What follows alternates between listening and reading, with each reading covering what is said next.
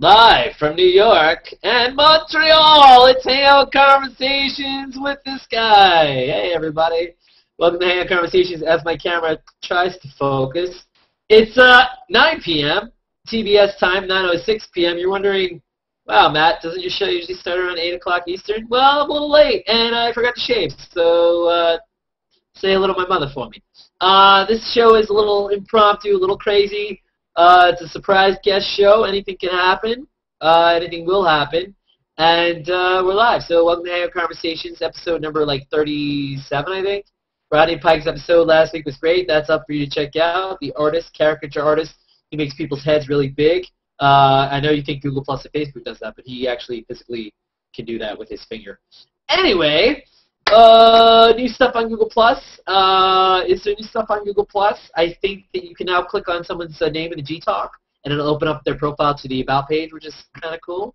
And congratulations to Rodney Pike, Moritz Toldorf, my brosif Joseph Lee, Speed Painter Cliff Robb. They are now all suggested users for new users to find. So that's kind of cool. And Dari Musk had a rooftop concert, and I saw some of that. I hope that went well. And let's get to the show. So I have a lot of guests, a lot of people, they're sweating. I could see them. They're here. You can't see them. And they're like, what's going on? I have no idea. Is it going to be like, what is it going to be? They have no idea. I have no idea, really. No, I have some idea. So let's get to it. I'm just going to bring them all on. No introduction. It's going to be like To Tell the Truth. They're all going to say hi, and they could say their real name or their fake name or their fake real name, and then they they won't use any characters that may or may not be copyrighted. I promise you that. And they will tell you and me a little bit about themselves, because I've never met them in my life. I have no idea who they are. They will have to unmute themselves if they want to speak. And here it is, Hangout Conversations. Anything goes. Let's start with the gentleman. Matthew, thank you for inviting me. I don't know just what happened there. My camera exploded, and I apologize to you. Okay, my name is Paulie Tenth. I've been on Google Plus for 2 months, and I love your shows, man. I'm here. Sweet. Bud Hoffman loves it too. What about you with the headphones all the way on the other side with the ponytail, with the smile and the thumbs up that no one can see? My name is Bronwyn McGuckin. I've been on Google Plus since July 8th of last year. What else do you... Oh, you know what you forgot? What's new on Google Plus? A Google a day. Sure. It's a game. Yeah, it's actually on our website, but they connected to Google Plus. Oh, well, whatever. And, nice. Yeah, and that's pretty much it, all I got right now. That's God. And moving on to our third surprise guest, who's sitting there patiently. Why don't you tell us who you are? Oh, you have to unmute yourself. No, unmute yourself. We can't hear you. Hit the button. There you go. You are. Everyone thought you were on mute for a second. You were. Yeah. So now I'm all start. Who are you? I'm Katie Sevigny, and I'm new to Google, and I like to play music. You like what? I like to play music. You like to play music? What else do you like to play? Do you like to play the Google Plus game? Do you like to play Monopoly? Anything else? I like to play Scrabble Cool. on my iPhone, and I like to play, I don't know. Did you ever see Wayne's World where Garth's takes the drums? He's like, I like to play. Yeah. Okay. Yeah. That was a shared moment right there. Yeah. Very shared. I felt that. Very shared. You know, the great thing about the Plusaversary show, which this is not, this is the Hangout Conversation show, but the great thing about the Plusaversary show is this guy next to me is sometimes there, but that's not the show. This show's Hangout Conversations, but it's kind of like I mixed Hangout Conversations and the Plusaversary show all in one. Now, I think before we get into anything serious, Katie, you said you like to play music. Can we just put you on the spot and have a song, or do you need some talk first? How does it work? I need to have some more beer first. You should have some more beer. And if you're watching, we encourage you, especially if you're of age, to drink. If you're not of age, I would get your parents' permission, probably. before you raid their liquor cabinet, but I didn't say that. And if and regardless of whether you are age or not of age, if you're having a problem with drinking, then check out the HOAs that I do with Jane Ellen on Recovering from Addiction.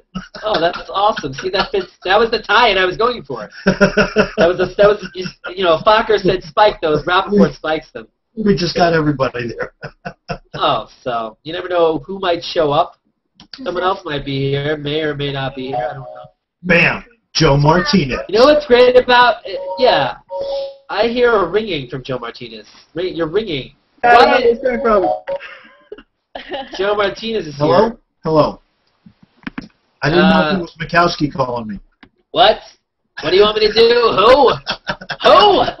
Who is this? You want me to do what to who? For how long? Grandma? I told you not to call me on this number. Unbelievable. How did she get the hotline? How did your grandma get my phone number? So Katie is here. Katie's gonna drink some beer. Uncle Leo, who? A little man. Hello, Jerry. Can we just have a moment of silence for the actor that played Uncle Leo? He's no longer with us. All right, thank you for that. So Joe Martinez is here. Joe, tell us, who are you? I'm Joe. What else is there to know? I'm just Joe. Wow. I want to know you so much more now. So much more? I'm a gamer. I'm a tech guy. That's what I am. Yes? Do you like the ladies? I heard you like the ladies. Of course I like the ladies. Yeah? I like ladies and I like beer. Yeah. What do you like I'm the only one that doesn't have. beer and ladies at the same time? Yeah, that'd be perfect actually. That'd be perfect. All right. Does anyone else like beer and ladies? If the lady is having a drink too. Yeah. Oh, okay. I like root beer and ladies. Is that okay? Is that the addiction talking? Sweet. I like the H2O that is actually vodka, so that's what I like. Wait, what is Katie drinking? That looked like a generic beer bottle, like with no label. I'm trying to cover it because of the copyright. Yeah, we don't need the I don't brand. know the last show, but it's Tell us. what it is. Say it. What is the name of your beer? It's That's my MO today. Is that Canadian? Alexander Keats. Yeah, it's like I never had that Canadian. one. Like, yeah. Yeah. Alexander Cates would be the high-class beer versus the Molson and the Triple X, which is the not as high-class, right? I thought we were going to skip the brand and we were going to go, we're not showing the brand until brand to be named later and edited in starts to sponsor the show. Yeah, I know. Gillette! Huh? The Gillette beer. No, I was going for the razor. I guess my pantomiming skills need more work. But Katie, anytime that you're ready, we are going to talk. I want you can put your finger up when you feel like the song in you. But we're going to watch Joe Martinez pour his liquids into each other. Yes. I think he's drinking rum and coke. Well, I did. Would you like to sing us a song that's not copyrighted? That you made up on your own? There once was a man named Paulie Tent. He played the guitar like no one's mensch. I don't know. I made that up. Mensch. I tried to rhyme tent and mensch. It didn't work. I don't know.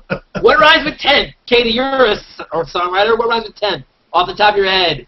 What rhymes with what? Tent. 10. Tenth? Yeah. Uh-oh. Seventh. That was like nothing. Seventh. That was like nothing that rhymes with tent. 20th. That's a hard one. Yeah, exactly. So I rhymed 10. So, let's ask you, Katie. So when you have a word that you want to rhyme, not that you necessarily rhyme words, do you use that kind of like close rhyme, or that's bad? I like to rhyme stuff that you wouldn't think that would normally be rhymed together. If it works out, that's the best. Yeah. But I will admit I do go on like rhymer.com or dictionary.com when I get really stuck to like try and. Do you actually write? Go ahead, Brown. I said labyrinth. Labyrinth in 10th? Yeah, but the thing about the rhyme too is the syllables help too. If they're similar syllables. Because if it's like. How about cream de menthe? Oh, that works. That's good. I like it. Yeah. That's the only one I could come up with. Cream de menthe. Yeah, I tried to rhyme 10th with mensch. It's close. Imagine an alcoholic coming up with that. I would have had to say tench. Tench. Paulie Tench. And then you could slide into mensch. Yeah, it's a trench. Trench. That was, yeah. That's better. Mensch, trench. Tench. Length. French. Tank. Length. Tench. All right, I'm going to jump out and change. Fascinating. 11. What does that mean? No, What no, are you no. talking about? You 11? should. If you could. If you had that power, you should come back with your other account. Oh, isn't your other account Matt Mikowski? That'd be great. Come back with your other account Matt Mikowski if you want No, to. I have 7 alternate accounts, and they're all variations on Slavic names. And I troll women's posts, and I say, "You so beautiful, you need husband. Time for sexy, sexy." For those of you watching, this is Hangout Conversations. Don't be confused. I didn't change the format this week. I was going a little nuts getting the guests, and so I have a bunch of guests. So it's like Conversations Plus, Hangout Conversations Plus Damon Show, and everything that you ever dreamed of in one. So Every area of your life bleeds into another one, doesn't it, Matthew? it's all connected. It's all Interconnected. It's all. Alright, Snap, let's have snap. a topic and talk about it. Whoa! Someone's trying to Hijack. take over the show! Hijack the show. Yes. Bronwyn McCucken. Let's talk about how Bronwyn and Paul. Wait, so 5 of us are using our real. Wait, 3 of us are using our real name. 2 of you are not using their real name. If you're watching, try to figure out whose name is not real. Is it Bronwyn McGuckin? Because that's real. Joe Martinez. That's Spanish here, right? That's not real. Katie Sevigny. My name is not Matthew real. Rappaport or Paulie 10. Whose name is real? Whose name is fake? If you guess right, you win a prize. Paulie, tell them what they might win. Woo! Well, you're going to receive an autographed copy of Catch Me If You Can, Yeah! based on a true life story of Awesome. Frank Abagnale, who was a guy who used several variations. Aren't you on his real related name. to? Isn't Frank like your step uncle?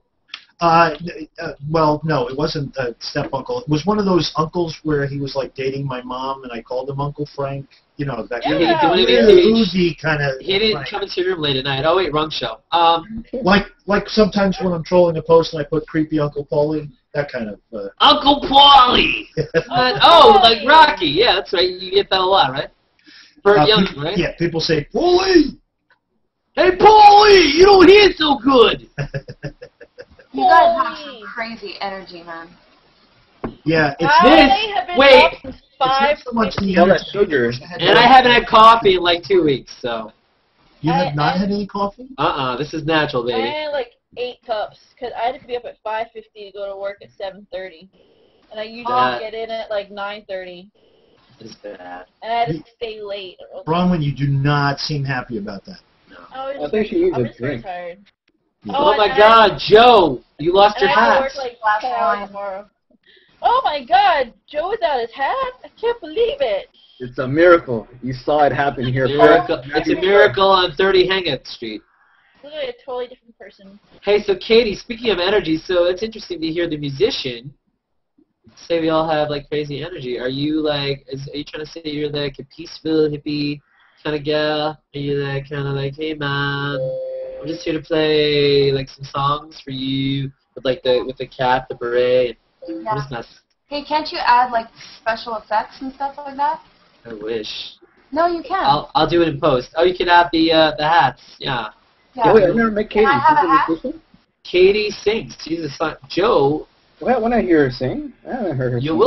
will hear her sing when she's ready. When she puts her finger up.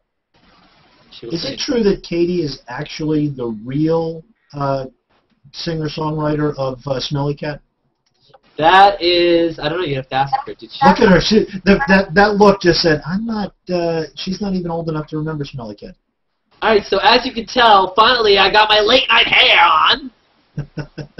So if somebody has to guess over whose name is fake and whose name is real, Yeah, I'm dancing. comments. Why isn't this working? Go into effects. They should comment on the original post, or on the YouTube, or the map, or as I like to call it, the map YouTube, which is what it really.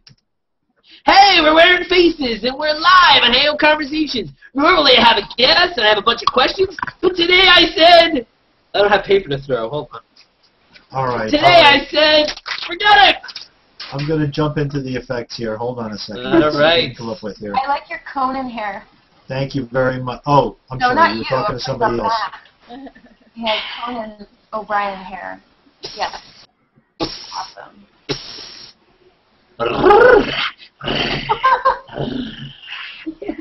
Okay. Rock on, man. Rock on, That's all I can Matthew. sing. That's all I can sing. All right. I would do that sketch, but I can't. It does seem like a little bit of an anachronism for me to have a handlebar mustache, a monocle, and a top hat, and headphones. Speaking of games, tell me about Monopoly, Mr. Parker, and what you've been doing lately. It's Rich Uncle Moneybags Theo. Oh, HP Moneybager. Moneybags. I'm an architect. So Katie, will you be singing with the cat eyes on? Because that would be a G+ achievement unlocked. I think so, yeah. I like them a lot. So. Can you meow in the middle of your song? Like, that'd be cool. I think that's a little much for me. What? Oh, come on. You're drinking beer. You're wearing the cats. All right. Does Katie like rhyme when she sings? No, we're just talking about rhyming in general because I tried to rhyme 10th with mensch and it didn't work. I'm a little worried about the beer and the singer thing, though, because I'm kind of concerned that she's going to slide into Killing Me Softly with his song, and we're all going to start crying. Yeah, I don't think it's going to happen. You're Good. We're not going to take that anymore. So whatever. Oh. Who has the fake name? Oh, shizzle. Mark Belly likes you, Katie Sevigny, because Mark Belly is Canadian, and you're Canadian, and there's a lot of Canadian love. I've shown Canadian love. In fact, I started this show with the Canadian card. There's my Canadian card on my Conan hair. There we go. Let's get the Canadian. Let's get Conan in Canada. There we go. Oh, hair running away. There we go. Hair Canada. Oh, that's not copyrighted, right? No. I hope not. Taking a picture. Can anybody watching this comment on the left, or is it just... Of course. Oh, no, not on the left. That's the chat room. You have to actually see look at the post or use comment tracker. Hey, would you put that into chat so that we can all comment? Because we can just be quiet and comment on the post, and then... Oh, no, that's not really going to work. Where do I find this? Here's a link directly. Hold on, guys. Share I'm sorry, you're going to hear like a screenshot right now. Sorry. You're going to hear screenshots. So Bronwyn, you are wearing the crown. You play chess a lot, or? No, I was like everyone else took the good ones. What do you mean? Is this not like Monopoly where you have to choose the pieces, like the car and the symbol, and I chose? You chose the Conan hair, and most people want the crown, don't they? And well, everybody else took everything out that I usually go with, and like, I mean, I could use the angel halo. Sweet. Okay. So Joe Martinez says that he has both a real name and a fake name, which means Joe.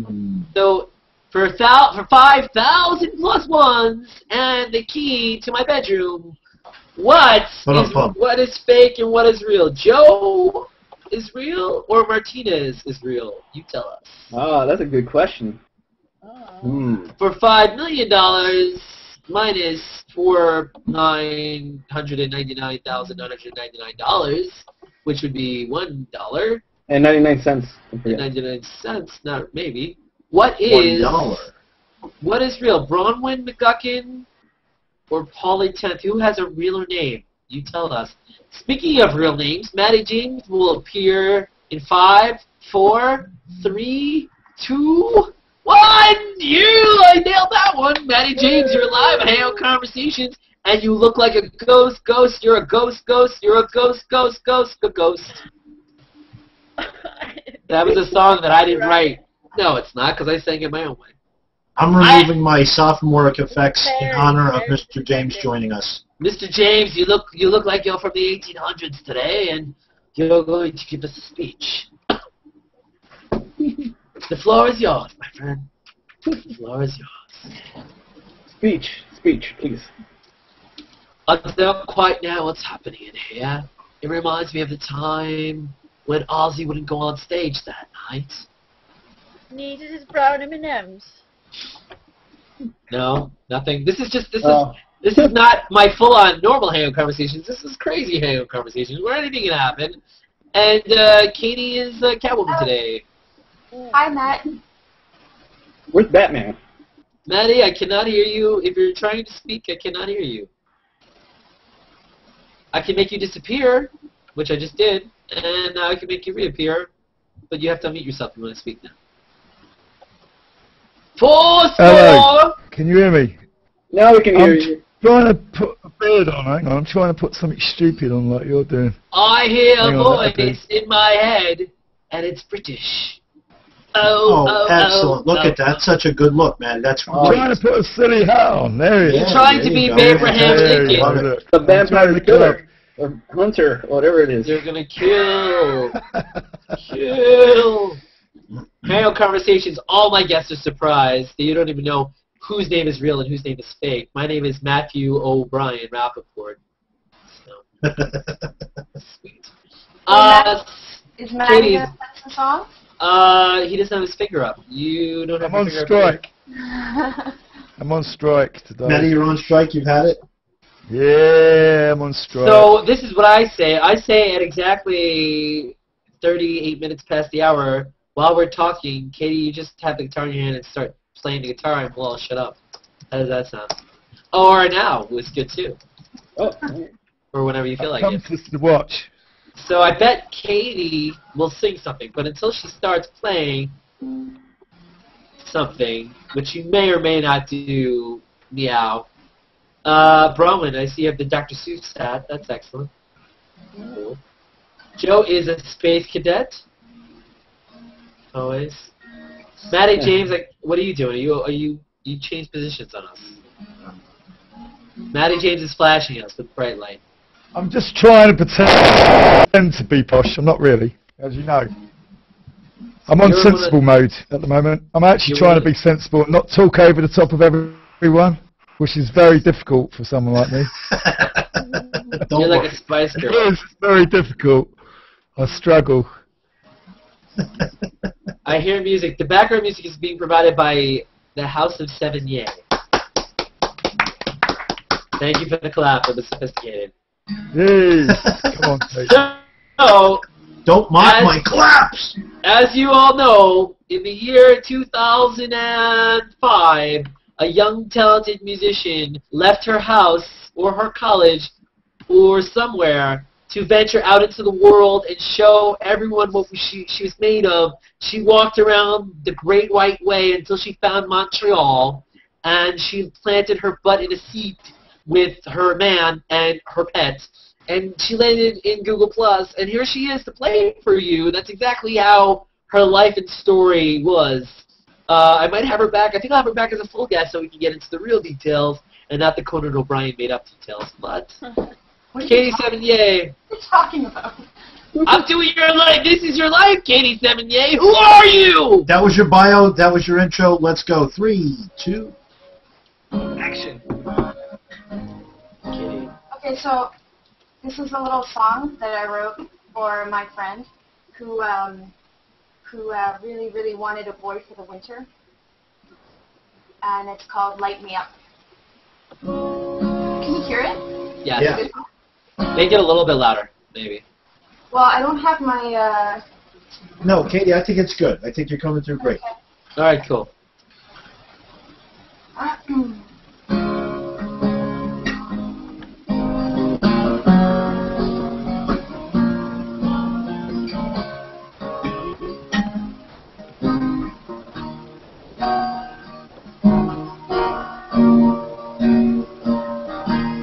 My hope, my call, cold December, and that smile from your eyes. You burn so bright, battles the night, leaving me to unwind. And I could take a while with you, you make me feel sweet, golden, something like love. Oh yeah, sleep, oh man, light me up tonight.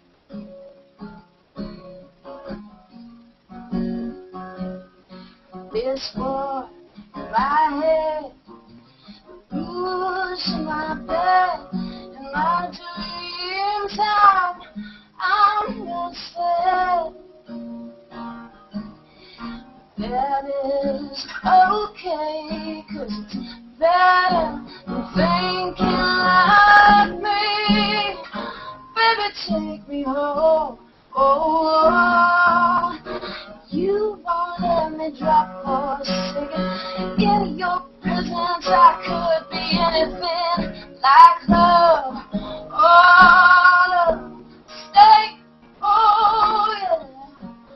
Oh my, light me up tonight. Oh, the words come and let what you gonna do with all the words that speak out and let them go? Yeah. What you gonna do? What you gonna do? What you gonna do? Say,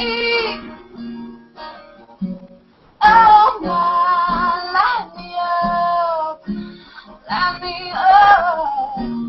Say, oh my, light me up tonight.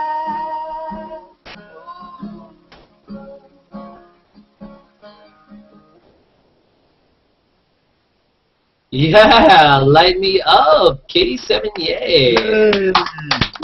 She is not, as many people believe, Chloe Sevigny's sister. She is, in fact, Katie Sevigny. Excellent, Katie. Thank you, Katie. Oh, thank you. Very brilliant. So, how do you feel after finishing that song? Like, what goes through your mind? What goes, as an artist, like, now that you're done, your voice, you're like beer, and does I lost my voice, like, during certain parts. I didn't know if I was going to finish it, but I guess I should have been drinking water like you. No, that's all right. Well, what vodka? Yeah. I'm a bad girl. I was drinking... Oh, that says the girl with the cat face. Mm-hmm. Robin, can we get a little meow? There it is. All right, can you get a lighter one? Everyone go meow! All right, let's do one at a time. Ready, Brahman? Meow. Joe? Meow. That's not a good meow. Try it again. Meow. Katie? Nice. I like that one. That sounded like a girl in a shower. Matty James? Sounded like a guy who owns a dog. Woof woof. Wow. And Paulie 10 for the win. I'll beat the odd one out. I don't mind. No, that sounded really good, Katie. That song came across really good. It sounded a bit like Ozzy one night when he was singing about stuff. No, come on, man. Seriously, Katie, that's great. Sounded like It's it's well written and well performed. You've got a great voice. You've got a great feel on the guitar. You did a fantastic job. Well, thank you very much. Yeah, it's brilliant. I thought it was good. I liked it. I won't go into technicalities to change. I don't know. No, I appreciate you being on the show. Now I feel like weird because Paulie was like, Just drop it and move on. I'll move all over the place. Watch out. Hangout Conversations. Hangout Conversations. Come join us. Yeah, You've run out of words to say, didn't you, Matthew? I know. Do you ever run out of words? You don't, do you? Well, without the coffee, it gets tougher. So. Now, did you rage quit coffee? I rage quit coffee because it was raging my body, and I didn't know what it was doing to my body, and I said, I better stop the acid. All right. So we'll see what happens. But I haven't had coffee since Tuesday, June the 5th. So it's been a while. Good for you. I guess. But I don't recommend you getting off coffee. Drink lots of coffee. Continue to drink coffee. And tell me how it is, because I miss it. And because the show is sponsored by Coffee Brand, we edited it later. The show is sponsored by Cat Coffee. The only coffee made for cats. So, Matty James, will you be playing as well, or can you give us like a beatbox? Do you do a little beatbox, or what do you want to do? No, I'm not any good at music. I told you I'm on strike. We're British. My name is Matty. I'm here to say I'm striking in a major way. I came in here to be entertained by you. I got a British I'm coming here accent, to so be I'm going entertained. I'm coming in here full guns and shit. Sorry. So thank you. No, seriously though, Katie, that was a great song. Light Me Up. So you wrote it for your friend. Do you want to go a little bit into that, like the story behind that, or? Yeah, well, my friend was just dating and she was having a hard time with guys, and she was, it was the winter time, it was freezing cold, and she was just saying how it would be nice to have a boyfriend, and I don't know, I just got the idea to write that song. Sweet. And did she get a boyfriend? Yeah, she did. And does he like that song? Actually, I've never met him. Oh. Interesting. Well, I mean, yeah. And so do you have any songs that you wrote with yourself and your current boyfriend or love, or that your repertoire? Yes. Okay, so if you'd like to play that next, or you're like, I don't want to play that one next. I don't know. Okay. Do we have any requests? Well, we can only do your songs, and not everyone really knows. Yeah. Otherwise, I'd have you do Watchtower and Grand Eyed Girl and Papa O'Reilly, and you need like 6 instruments to play that one. Play your best song. I got a question. I mean, I've never heard Katie's stuff before. Is there a website where I can hear some of her stuff, or? Yeah, you can go to well, I have lots Rose of and stuff on Google, but also if you go to thisisroses.com. This is Roses? Yeah. Is it on your profile page? Stuff? Yeah, all my, if you go into my profile and then you go into my About section, there's a link to my website, and if you see where it says live stream, that's my Bandcamp website. Right? Sweet, yeah. Cool. Yeah. And I'm just finishing up writing a whole bunch of songs right now, and I'd like to record them soon. So hopefully I'll have some new songs. Sweet. You know what's cool is that now people only see me, you, and Joe, and now people only see me, you, and Bronwyn, and now Matty James is here, Paulie 10th is here, but no Joe. It's wild. Oh. Everyone's here. I'm the only one still wearing the hair. And Sean Holster is here. And James Tulp is here. They will both offer their expert opinion. Welcome to Hangout Conversations, Sean Holster. This is a gang bang. That's the wrong word. Gang hang. Yeah. Gang hang. Hangout. Scratch. Can I cross over that? Speak for yourself. So do I have to start doing this kind of thing? Yeah. It's a group Hangout Conversations, and oh, do we have a new friend? Sean Holster is here. James Tulp. And and James Tulp is not appeared yet for me. He left. Oh, he left. Came in, He left. So Sean, how are you? Tell us who you are. Well, I'm the guy who just spent 2 hours waiting around in a co-op parking lot for a tow truck. Give us more than that. Well, more than that.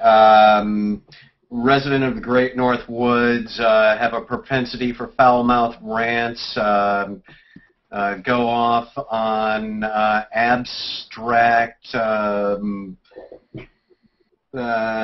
thinking, little bits of this, that, and everything, and have a way of videotaping myself walking out into thunderstorms during heavy lightning wearing nothing but a tinfoil hat and cursing the sky. Do you love your mama? Actually, no. All right, there it is. Sean's grumpy. No, I'm not. I'm not at all, actually. Hey, James. Welcome to Hangout Conversations. Hey, what's up? Tell us who you are! Great. You're great. I'm lagging a little bit. Let it catch up. I'm amazing. Because you have the Jesus behind you. And you have a rim shot sound. That's what she said. Bum. Uh-oh. What's going on? I'm losing control. Prank caller.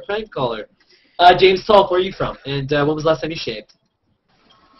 Maine, and last year, by myself, alone. No, you don't sound too happy about that. Would you rather a girl shave it for Yes. you, or? Did you want to shave it for me?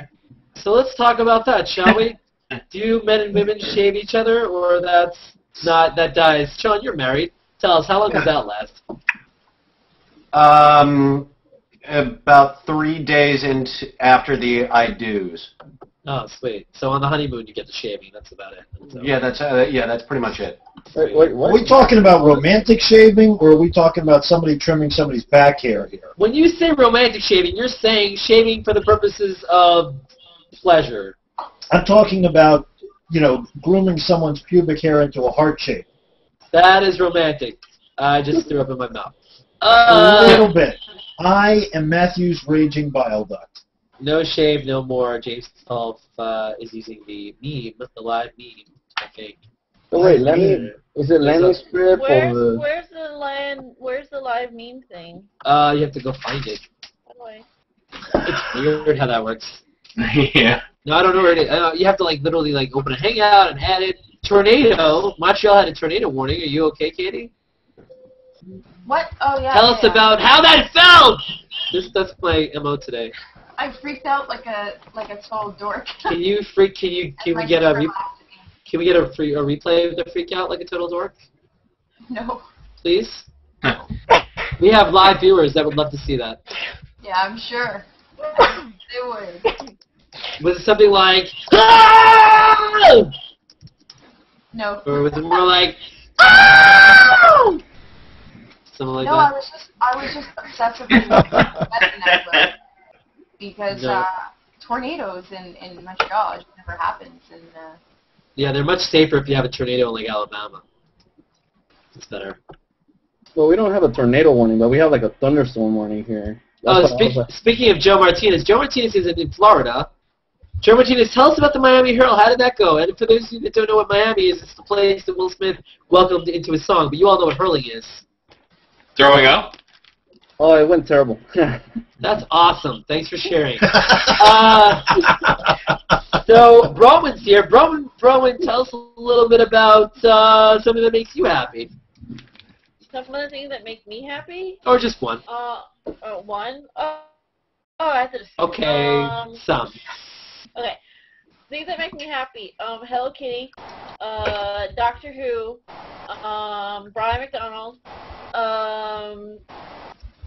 Okay, that's enough. Yeah, All right, thanks. that's all I got. You just I'm trying to watched- do one more thing. You just watched a segment I like to call "What Makes Broman McGuckin Happy." Da-da-da-da-da-da. And Netflix. There you go. Oh, not a sponsor. I'll have to edit that out later. Whatever. Sean Holster, time to play What Makes You Fucking Pissed Off That You Want to Shoot Somebody in the Head. I know that you can only pick 4 things. You'd like to pick 100? Go. 4 things. Sensitive singer-songwriters. That's what I wanted to say. That. Oh, no! He means you! You're... Nothing personal there. I'm choking up on the funniest Hangout Conversations. are you kidding or? Well, no, I'm just more of a fan of the Rob Zombie kind of pace. I don't know if this guy. Rip out your soul type music. He enjoys the metal. Exactly. That's I want all. a wall of guitars. Rob Zombie, Rammstein. That genre. Okay, I should say. Okay, I should amend that statement. Not sensitive singer-songwriters, but sensitive singer-songwriter tunes, male or female, that are used in commercials to sell insurance, gasoline, or home remodeling products. I don't know that Rob Zombie would sell insurance as well. So. Well, no, and that's... Yeah, and that's why he likes him, because he wouldn't Carburetors. sell He insurance. would sell carburetors. And that would be okay? But wait, doesn't he So, make so let's get off the singer-songwriter for a second, and why don't you give me a couple of things that won't offend people on my show? Do it! Oh, okay. What a killer idea. I like kittens. I didn't say what... Ah! I came to you for the opposite of Bronwyn. You're on the other end. You're the opposite. Don't you know how? All right. I'm schizophrenic. What can I say? Yeah, I guess. That's crazy. It's time to play Paulie 10th is the real Matthew Rappaport. What is that? What's going on over there, Mr. Paulie 10th? Explain yourself. What do you mean I'm the real Matthew Rappaport? I don't know. I don't read too well, so I don't know if I see my eyes deceive me. What are you talking about? I don't know. I'm talking about something that I see that may or may not be below your chin. You got chin music. Yeah, that's a real tough question. Did somebody put up like a tag thing? No, but there's there's really unattractive man wearing sunglasses below you, which is really weird. Below you. I don't know, and that right there, below me.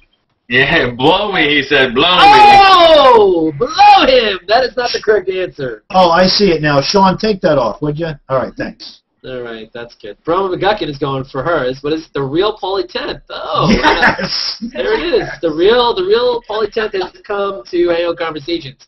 All right. If you were doing that, then like I would do it, and then we could all be each other. But whatever. Is that what would happen? Would we all just kind of be each other if I typed like your name below my face? That's pretty cool technology. Oh, so who would you want to be if you could be anyone besides Paulie 10th, Brahma McGuckin? All right, we'll come back to you. No. James Dolph, Jesus. Oh, what do I want to be when I grow up? A diabetic. That's where I get all the sugar, baby. Yeah. So you want to die. Okay, sweet. Joe Martinez, what about you? What? What's the question? Exactly. Katie Sevigny, who do you want to be? I hope he can pay the bills because he can't pay attention. Bum. I want to be a polar bear. Sweet. I want to be baking.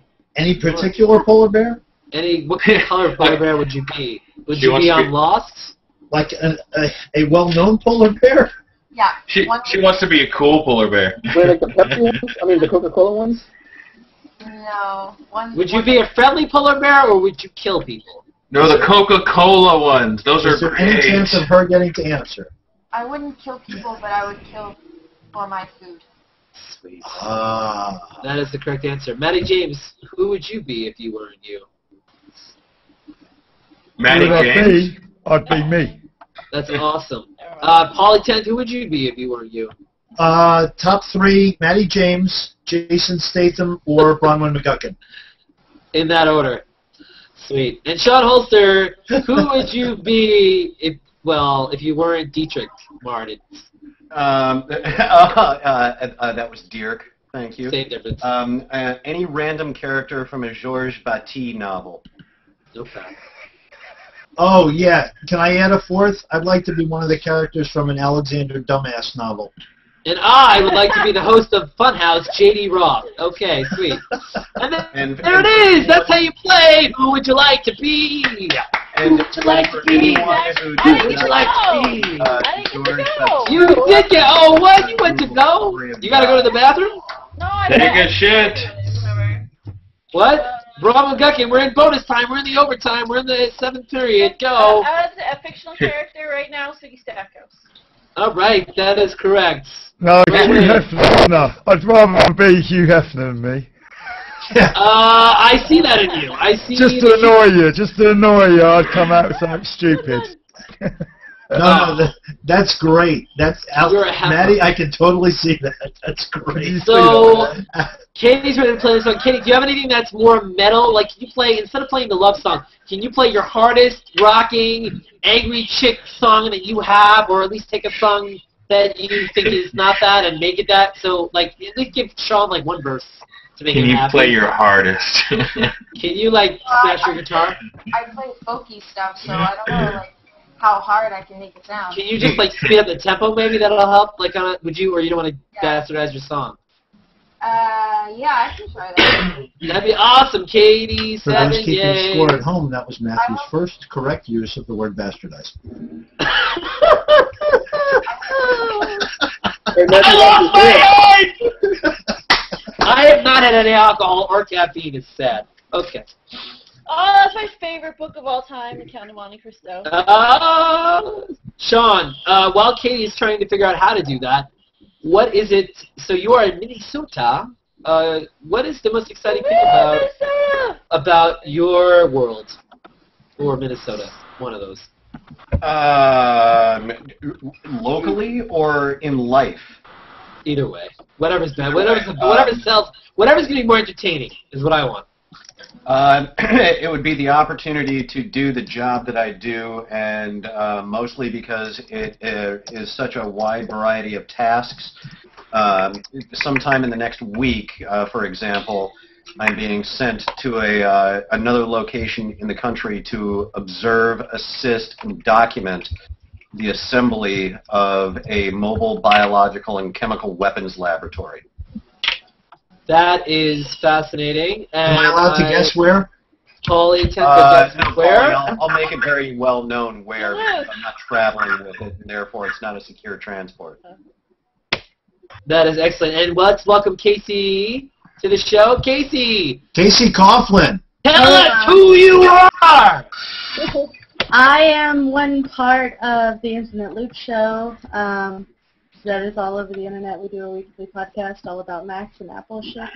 I work in IT. I'm a graphic designer. I do web shit. And how do you feel about Eric Rice? 5 words or less. 5 words. 1 word. 1 word is hard. 10 words or less. All right, just say whatever. 1 word I think would have to be like Jeep. Sheep? Jeep. No. Oh, Jeep. Not correction. Eric Rice is not cheap. He's Right. Jeep with a J.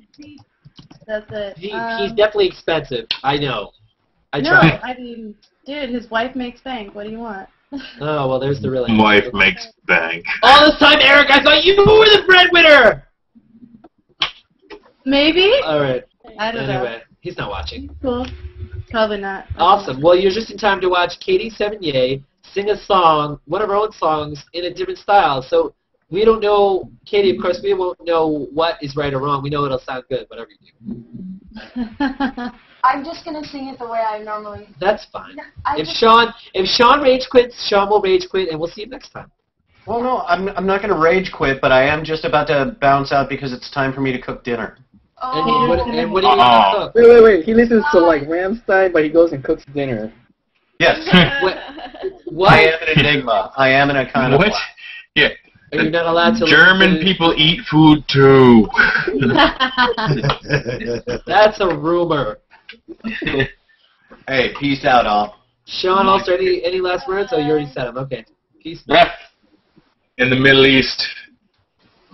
All right, so Katie Sevigny, or S, Katie, I could totally play someone else's song and you would never know, and I would only tell you after. what do you mean that's copywritten? Yeah. Would you do that to me? No, I won't do that to you. All right, It'd thanks. be like watching porn. I'm sorry, excuse me, did somebody mention porn? Yeah. That was the other female. One of the other Casey, females. Casey, please don't laugh at me. That's what they did in junior high, okay? Okay.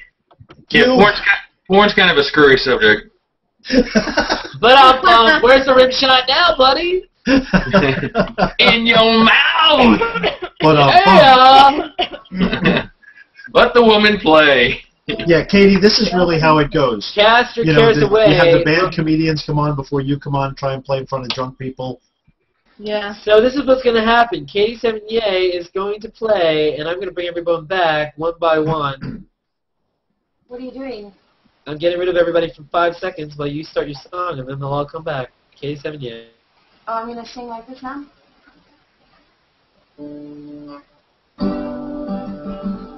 All right.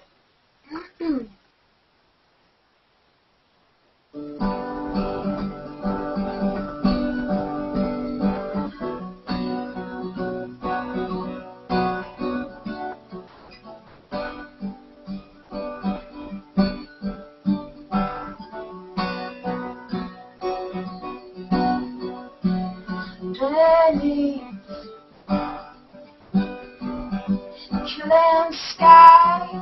Oh, we watch the dreamers pass us by, bleeding in the night. You said, oh, stop standing down the road that leads you home. Even it's okay. Maybe you tell me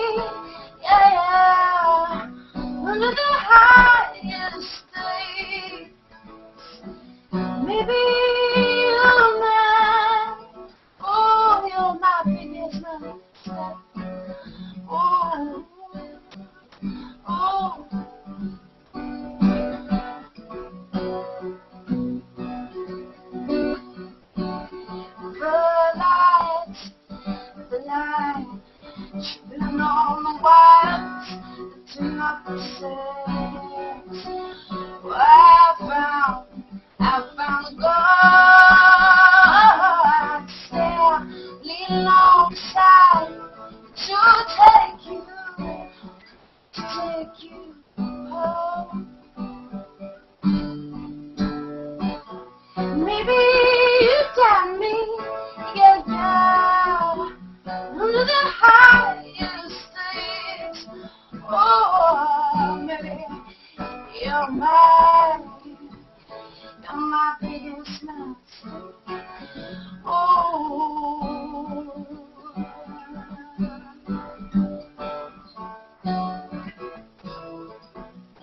Did you really want to go that far? Did you really want to go that far? You know you can't believe me.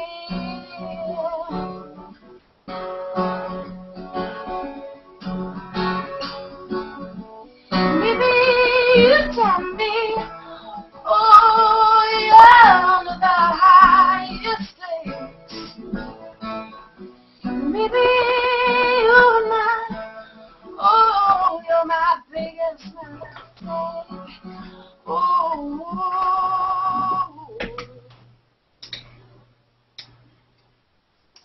Yeah.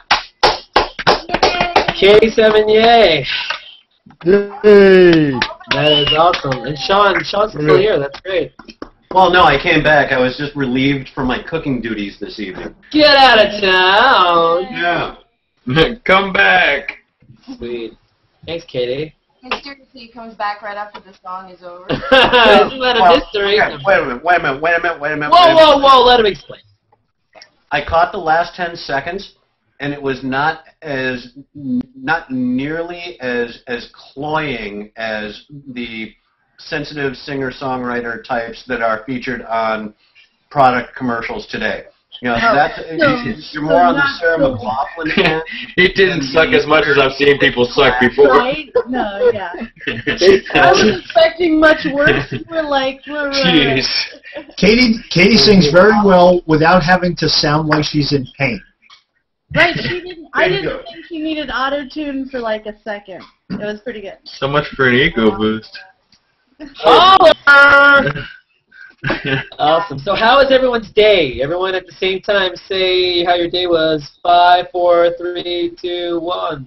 I'm in Hangout Conversations. Buy a river, build a bridge, and then I'll get over it.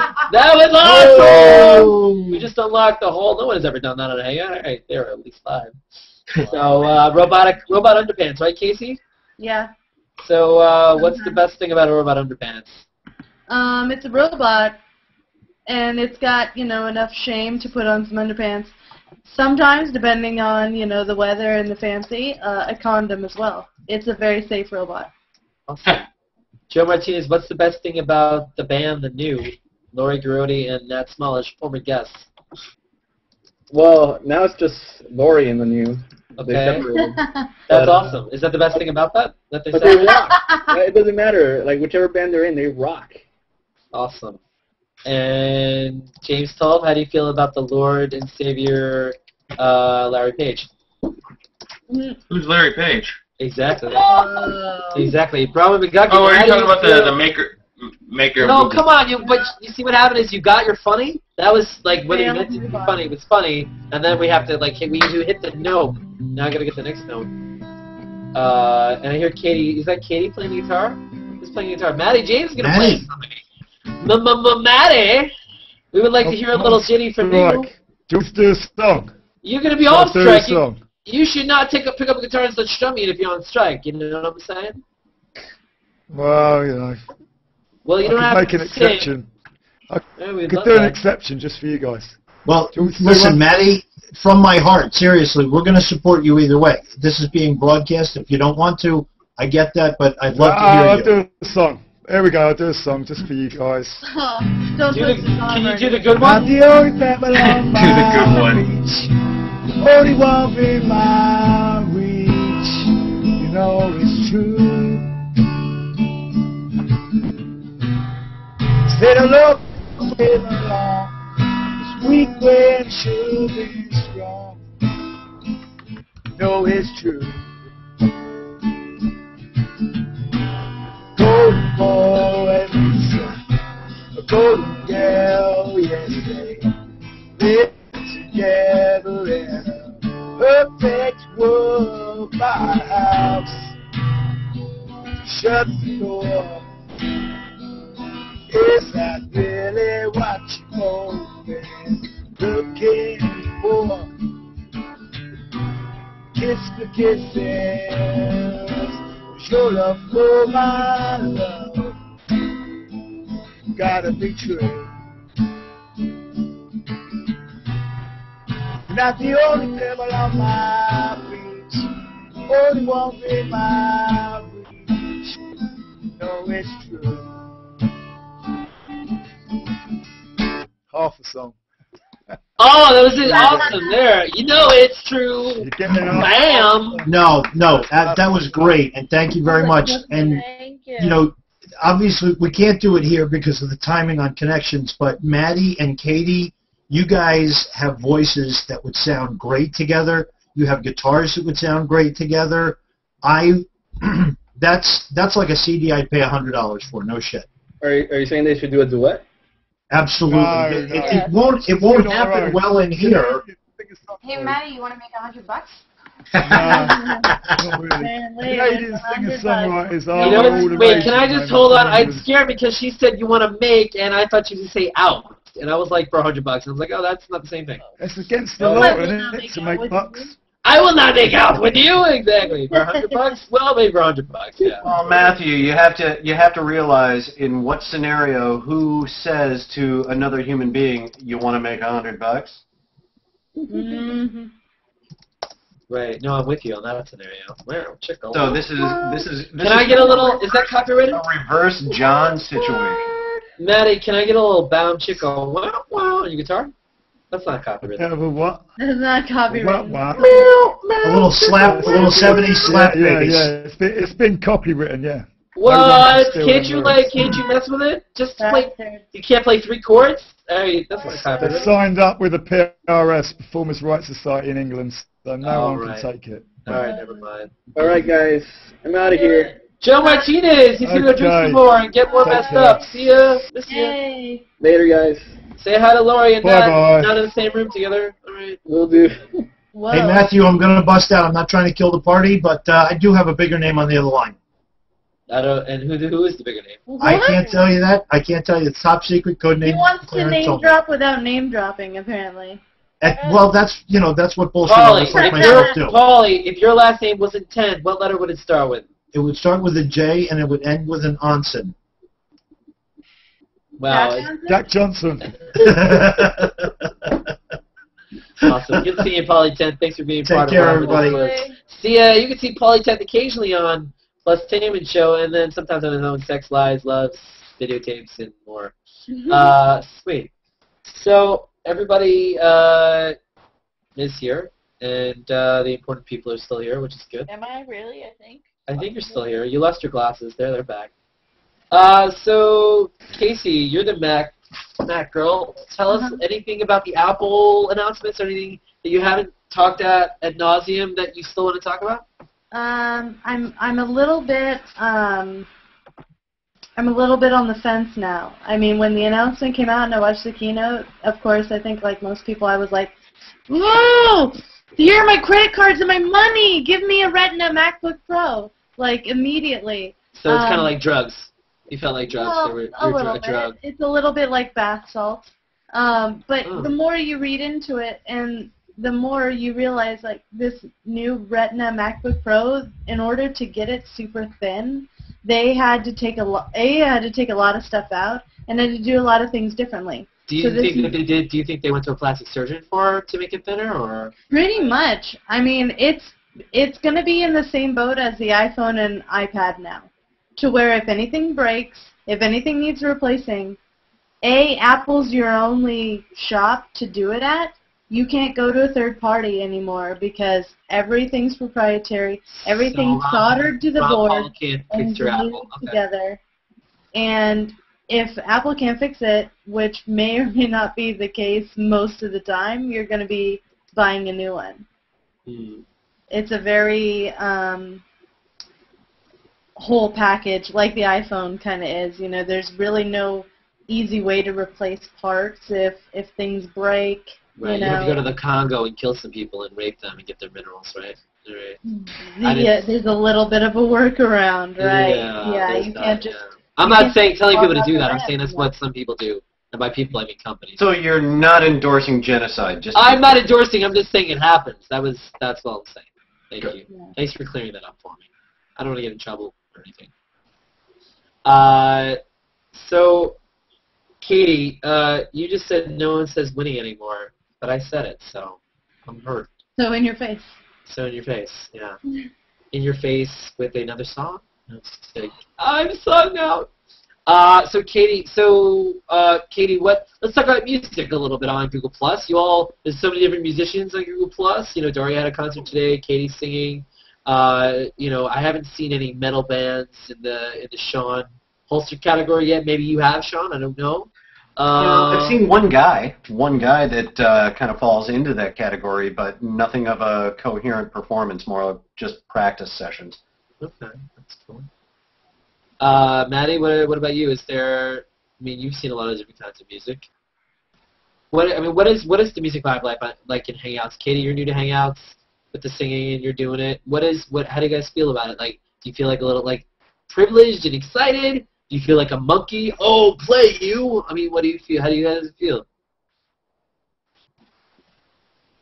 I like it. That's good. I haven't even done a show yet, so I'm yet to do my first concert. I'm going to be part of the first ever virtual online festival, which is being put together by who? By a woman called Sam Batt, and we're going to be hopefully inviting some people from Google Plus. So I'll actually be doing an actual concert in July. So, and plus we're going to be broadcasting next week live from Stonehenge. So that's going to be exciting, and we're going to have a tour bus. We're going on a tour bus with a load of different artists. So that's going to be good. Can you tell me what happens? Tell me what happens on the tour bus. Most of us don't get that kind of knowledge. I'm not sure yet. I've not experienced it, so I don't know yet. But it's going to be exciting, and we're going to be broadcasting live, hopefully from Stonehenge. So there's going to be loads of hippies and people banging bongos and stuff like that, and there'll be loads of police and stuff like that. So hopefully there won't be a riot. I hope not. Nice, or maybe there should be a riot. Maybe that would make it get more attention. Well, not a negative riot. But it'll be on film, Matthew. It'll be televised. I guess riot has a negative connotation. We've got a film crew coming with us. Casey? We'll have a documentary. There's a documentary being filmed about it also. We'll have a film crew with us. So if we do get beaten by the police, we'll have it all on camera. And there's going to be 81 radios. It's going to go out to 81 different radio stations. And, yeah, big things are happening, basically. Cool. I feel like I've been a little. Go on. I feel like I've been a little harsh. I wasn't trying to. I was just being funny. Was it being harsh today? I don't know. Judge me. I want to be judged. No, that's fine. You're really annoying. I'm really annoying. No, I'm just kidding. I wanted to tell you actually, I'm going to be doing a hangout concert with Lizzie. You know Spit. Lizzie Spit. Yeah, she's British. But she's from Australia. No, she's British. She lives in Australia. But she lives in Australia. Yeah, so I know. What we're going to do is I'm going to have my coffee with everybody, and she's going to be drinking her wine, because it'll be 9 a.m. for me, and it'll be 9 p.m. for her. Sweet. And we'll be doing that in a couple weeks, so that'll be really So you think Lizzie Spit is up right now? Because maybe I didn't invite her. Well, it's 10 in the morning. 10 in the morning, yeah. Maybe she's around. Maybe. All right, cool. Yeah, and Matty James, your Stonehenge sounds really cool too. That's awesome. And so the more on air, the more stuff that we can do on air, the cooler, right? I mean, the only problem is that once you get away from your home internet and you're out in the world, the Wi-Fi and 3G or 4G and all that stuff, it gets. I think you can only do a on-air. We're going to have broadband on the bus. We're going to have broadband on this bus. Okay, cool. We're pretty organised here in the UK. We're not complete idiots, but like I say, I'm also going to be doing a hangout with Lizzie Spit too and Gretchen Chappell. We sort of organised it, but we ain't actually done it yet. So I've been in contact with Lizzie. I like Lizzie. She's a nice woman. I suppose I heard about Katie first by reading some blogs. I read some blogs anyway. I'm a person that actually reads blogs. I don't just like write them. I like to read. You look like someone that would find read. out about different music people. You look like someone that would read and write, which is good. Yeah, I do. We need more of you in this world. We need more of those, actually, for sure. Well, I don't know, Sean. You seem busy. You seem really thinking about. You're chatting. You're about to type something. You have a thought or an idea in your head you want to express, maybe. Well, no, actually, I was just trying to silently announce. Is it untoward of me to mute my camera and microphone just for a moment and step away for a moment and not drop? Do as you may. Yes, that's cool. Okay. Let's just say that I need to make a little trip to the little Googler's room. Oh, mi casa, su casa, you know what I'm saying? All right, You'd love to see a man about a dog. That's what he's saying. Sean Holster is going to visit the golden porcelain throne. Hey, Casey's back. Hola. Wasn't sure if you got crashed out or you like, yeah, I had enough, or I don't know. But you're back. Sweet. Hey, Casey, where are you about? You're on the West Coast, or? Yeah, I'm in San Diego, California. The house I'm in has really spotty internet. Oh, and so is that where you live? Currently, I'm in the process of moving. And is it true that San Diego means whale's vagina? Yes. All right, Will Ferrell taught me that. He only says facts. Okay. Nothing says false. Hello, it's Will Ferrell. Oh, Katie's gotta go. Yeah, I have to go. I'm sorry. Like to the Google's room, or you'll be back, or like for good? I'll be back another time. Can you? But I have to go. What? Do you have like? Can we get like a preview, like 2 measures of like a new song that you're working on, or you don't want to do that? Like an intro you're working on, or something. As like, can you do a little like? I'm Katie. Listen to me. Something better than that, but you know. I'll write a song for you. Please. Okay. You can make it as not. You can say anything you want about me. I won't get offended. Okay. Bring it up. I'll write a song on the spot. Katie's gonna write a song about me, Hangout Conversations. Anyone you want? Daria, Diarrhea, Beavis and Butthead. No, anybody. Anything. I'm just throwing out ideas. Dan Carvey, Chopping Broccoli. Chopping Broccoli, Matty James. Write about me, because I'll be upset. Okay. Write about bacon. You could write about the G Google Plus. You could write about Canada, how it's better than America. Write about how my dog was chopped my bit off my foot. Canada is better than America. All right, I'm not saying that for sure, because I like to keep my American audience. You know what I'm saying? The people are nicer in Canada. I'm American, and I very much wish I was Canadian. Oh, God. Nah, Canadians are much nicer. Oh, no, let's not have this debate. You have to go, right? Right, yeah, I do, but I'm just curious why she said that. Because Canada's nice. Because Canada's nice, and people are nicer, and there's health care, and... There's more to, like, a country and living and having a society. Well, I also have nice. relatives. No, I have extended family relatives there, and they just... We just lost 3 viewers, 3 Americans. Yeah. They just seem to have, like, better, I don't know. like nice people too, but they don't freaking pay the bills. So. I have to say, I like Canada a lot. I like America. I like it all. Please don't go. We're posting a song. I like it. We win the competition and being the worst. We're the nastiest. We're you know what I like? You know what I have a problem with? It's you damn Antarcticans. You Antarcticans, you're vicious. You're cold as ice. You know what I'm saying? All right, Katie. You just got Dana Carvey again, dude. Hey, I'm gonna sing a song for Matty. Do I go? Okay. Hey, this is Matty's show, and he likes to have all us guests play around and talk and joke.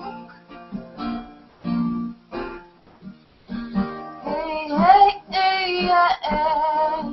this is a Matthew Rappaport show. I'm here on Hangout Conversations, but I've got to go. Oh, no.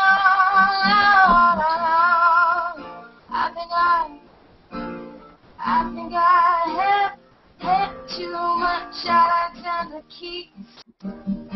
I think he's recording me. Ooh, yeah. Goodbye. Please don't go. Yay. Oh yeah, that was Katie Sevigny. And you know what? Can I just say, with your permission, I think that's my new theme song. Bam, there it is. Oh. Well, fine. That should be like your outro song. Outro, yeah, if I can work that. Gotta go. Goodbye. Yeah. Or my outro, we'll see. Maybe I'll do the first half as the intro and the second half as the outro. Mm-hmm. Yeah, but the only problem is that I talked about drinking too much in that song, so. Oh. Actually, not enough. Not enough. Oh, that's fine, but that goes with the MO here on Plus, or I can cut that out, or whatever, we'll see. It's all good. It's Katie Sevigny. Katie, thank you so much for being here and singing and playing and being great. And thanks for having me. And it was nice to meet everybody. And nice seeing you again. I hope you have a nice night. Enjoy the loo and your pets and boyfriend and TV and everything else. Oh, not loo. Bathroom. Wash. Well, she said she said she had too much beer. I figured she was going there. I mean, come on. Casey, we're friends here. Eventually, I don't think she's there yet. Okay, bye. Oh. Bye, see ya. Bye. Bye-bye.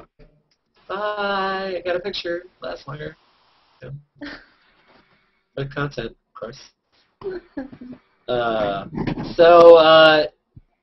was pretty epic, right? That was pretty epic. That was awesome.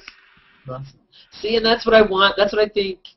If people in general, with artists and stuff, just if they were more fun, if they did more fun things like that and goofed around and didn't take themselves so seriously, and they could do more stuff like that, I think people would be into them more. And I think that a lot of them are like, all right, I got to play music, I got to get it out there. You know, for all artists, but music, you know, even like the people that draw, you get to know their personality because it's like he is awesome, but when he talks, it's like like there's got to be like a whole kind of fun stuff, you know. I think. What do you guys think when it comes to some kind of personality? Anybody? Like as far as their no, I totally agree. I mean, obviously, it doesn't. Well, I don't think it just pertains to artists or creative people. I think it's everything. Engineers, you know, CAD people. I mean, your most straight-laced everything. Obviously, if you're going to put them on a stage or put them in front of a camera, it's not interesting or entertaining. As you know, if they don't take themselves seriously, it just provides a much better show. And it doesn't matter what the subject matter is; it's going to become more entertaining if they just loosen up, be themselves, and let their passion come through. If they try to hold back, you know, and just be like super serious, then nobody is going to give a damn because it looks like you don't even give a damn. Right. And if you don't give a damn about your own passion, your own hobby, then why should I? Okay. Yeah. And to add to that, I would just say that I think that, you know, I've done a lot of these hangouts, my shows, and I've been in a lot, and a lot of you have too. And you can sit there and listen to music, and you can listen to them sing, and sometimes it's something you've heard already, and you're like, okay, I've heard it. And I've heard people say, okay, I've heard that person or I've heard them sing, but if every time, even if they do a song, again, that you know or you've heard, and they're mixing things up and they're playing with it or they're having fun with it or they're putting themselves into it more, you know, that just adds a new layer and that adds more personality and more fun to it. I mean, Sean, Bronwyn, Matty, when it comes to... what's the question? Do you have a Joe Martinez disease? No, I'm just kidding. Well, no, you're talking about from what I can gather once I step back in. Is that a knife? Why do you have like a crazy knife? That's awesome. This is a custom tool. It was a butcher knife at one point. some point, I decided it was time to take it into my shop and alter it with a grinder because I needed both a sharp edge on a curve, something with a little bit more cutting action for more sinewy material, and something to, once it was inserted, be able to have a second sharp edge to pull back with. What? Wow. Okay, it's a custom garden tool. It is. And I thought Sean was going to say I make a point to slice into my victims. This is let me allow me to tie this back into the conversation that you were having when I stepped back in about passion in performance, right? This is a custom garden tool that I had to put together to be able to clear out dirt in between stones in my rock retaining wall, so I could then transplant succulents called hens and chicks into that retaining wall, because they have this natural tendency to grow backwards as well as forwards, so it acts as kind of a natural, organic wall anchor, if you will. But the way I entered that room, and Matthew, you know this about me, you know I like playing with drama, gore, and comedy. Correct? Yes. That entering the room like that, yes. kind of Whatever you say with that knife, yes. fondling it and tapping, and then let the audience discover that, oh, wait a minute, what the fuck is that thing in your hand? Hey, but you're bringing up an homage to, now what movie character walked around with a killer with a knife and rubbed his head with it? Was it in Scream? Was it what?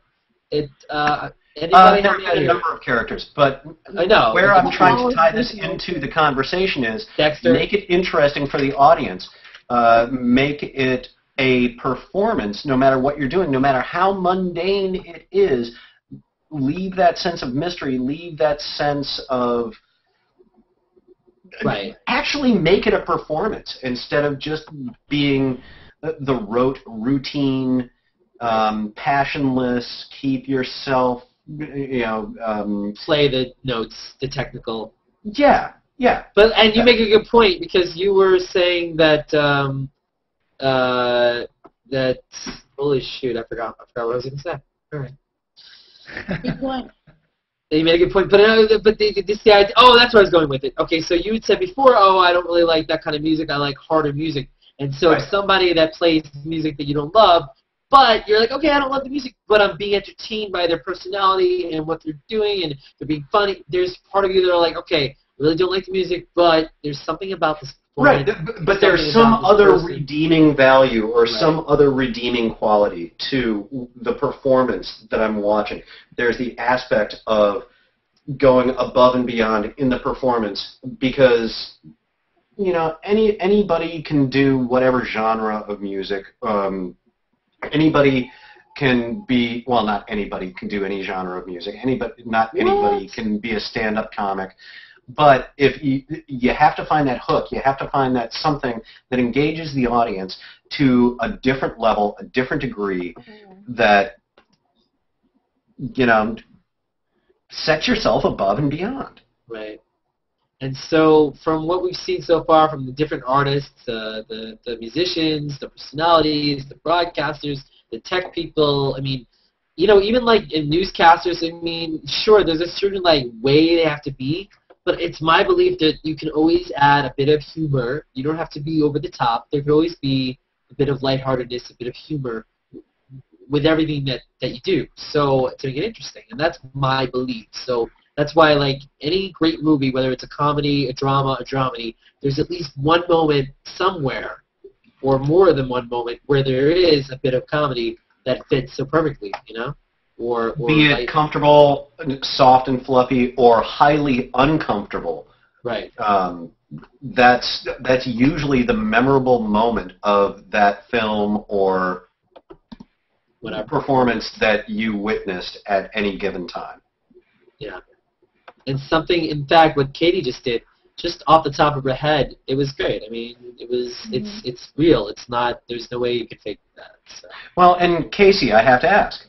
you know, what was your impression when you first started witnessing the performance?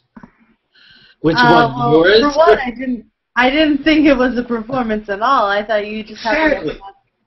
I thought you had because you were gone and then you just came back with this knife. I thought maybe the knife was you had been cooking or something, you know, and you just came back for like a second, like, okay, the stuff's on the stove, now I have time to talk for a second. Maybe you just have like a knife and a spatula, you know, or something. I really didn't think there was any more than that to it, that it was just very kind of on the spot, you know. I'm more for, you know, like talking to you guys on Google Plus, and oh, this is whatever I was doing in the meantime, whatever's in my hands here. And then came the description. Yeah, and as you get like more, I'm just like, you're gardening? You're so full of shit. Like, well, no, for gardening, yes, that's actually what it's for. Literally, like, you're like, I need this for digging dirt. I'm like, that's some, like, heavy-duty dirt digging you are doing. Are you killing the dirt? Like, what is happening? Because it was really difficult to see where it was going. Because, I guess I was ineffective in the description of, okay, I need to get in there first and then pull sinews. No. Yeah, when you be able to. You said that, so I'm like, okay, is this for the next time you have bath salts? You want to be prepared? Like, you know. So let's talk. Speaking of bath salts, I saw somewhere online they showed the guy that got his face eaten. He's still alive, and he was doing well. Yeah, I guess he's doing well. But apparently there's some other fucker here in San Diego. What? With bath salts. And doing some, you wait, know.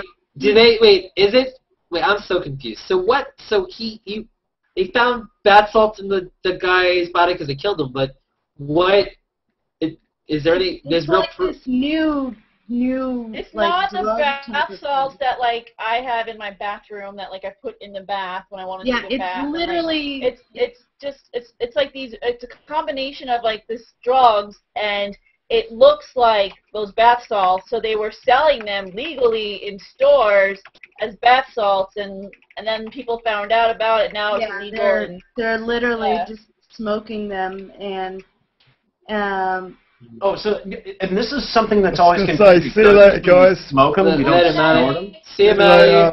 Bye bye. Nice seeing you again. Yes, nice to see you. See you Go next home. time. Get some sleep. Bye. Get some Adios. No, I'm not going to get sleep. Go get some potty. Stay online. I'm just going to stay online forever. See you later. Like, all right, later, and I've done a lot of research on it because of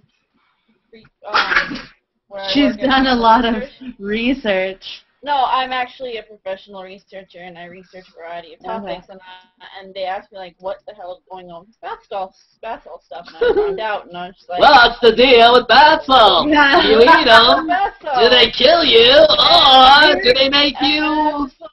So I heard they smoke them, and then it raises, like, your body temperature exponentially, and that's why the first dude was completely naked, but also it really, once your body temperature reaches a certain height, your brain literally kind of shuts off, and you just go into this really animalistic, non-thinking mode, and you're. Well, it doesn't shut off. It literally starts to cook.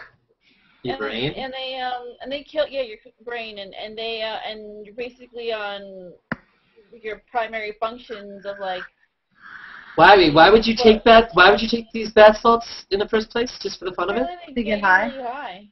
Oh my God! But this but thing like, killed a woman. A woman died today. She was on bath salts and, like, beat her kid, and she got naked and was running around town, upstate New York, and they tased her, and she died. Yeah. I think most of these people have died as a result of the authorities taking them down. Right. They actually die of natural causes, because I think if you just let this play out, I mean, like you said, your brain is freaking cooking, and obviously you can't keep that going for very long. And so if any of this ever got played out to its natural ending, I think obviously they would probably Die anyway, unless they got medical help, or even then they would die. They would. I think they would have to go into like an ice bath because it's. How much?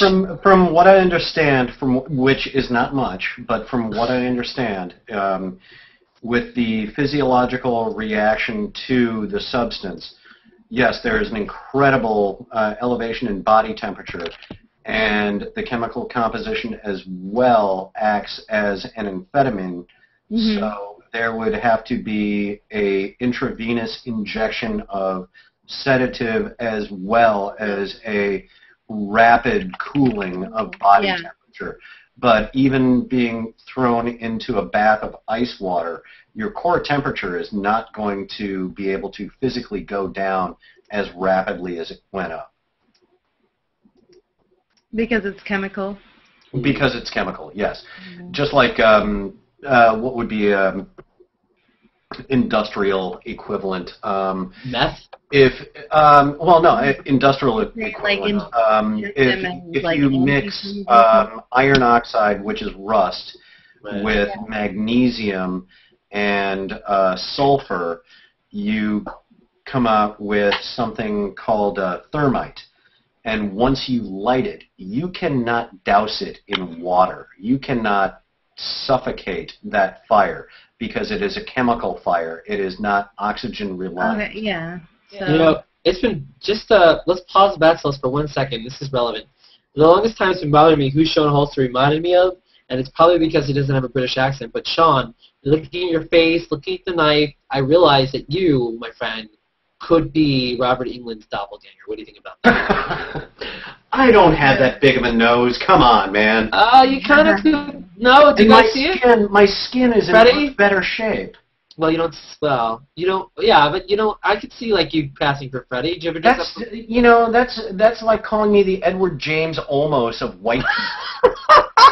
You know, he says that, and yet I think he's a little flattered. Robert England is a god amongst gods, man. Everyone. Not. Okay, I didn't say you look like him as Freddie. Come on.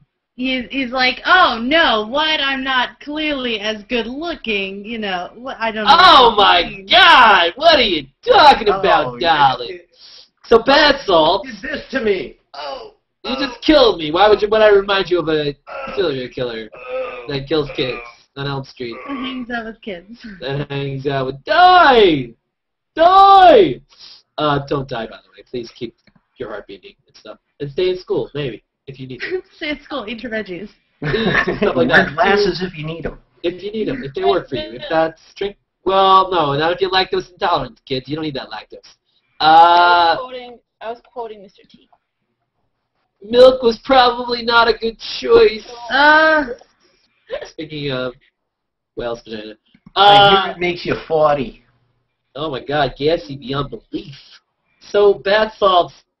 The idea, animalistic, is one thing, but the idea that you would want to physically eat someone's face, and the idea that he could hold this guy down and eat his face, they don't like go into it thinking, hey, I want to do this.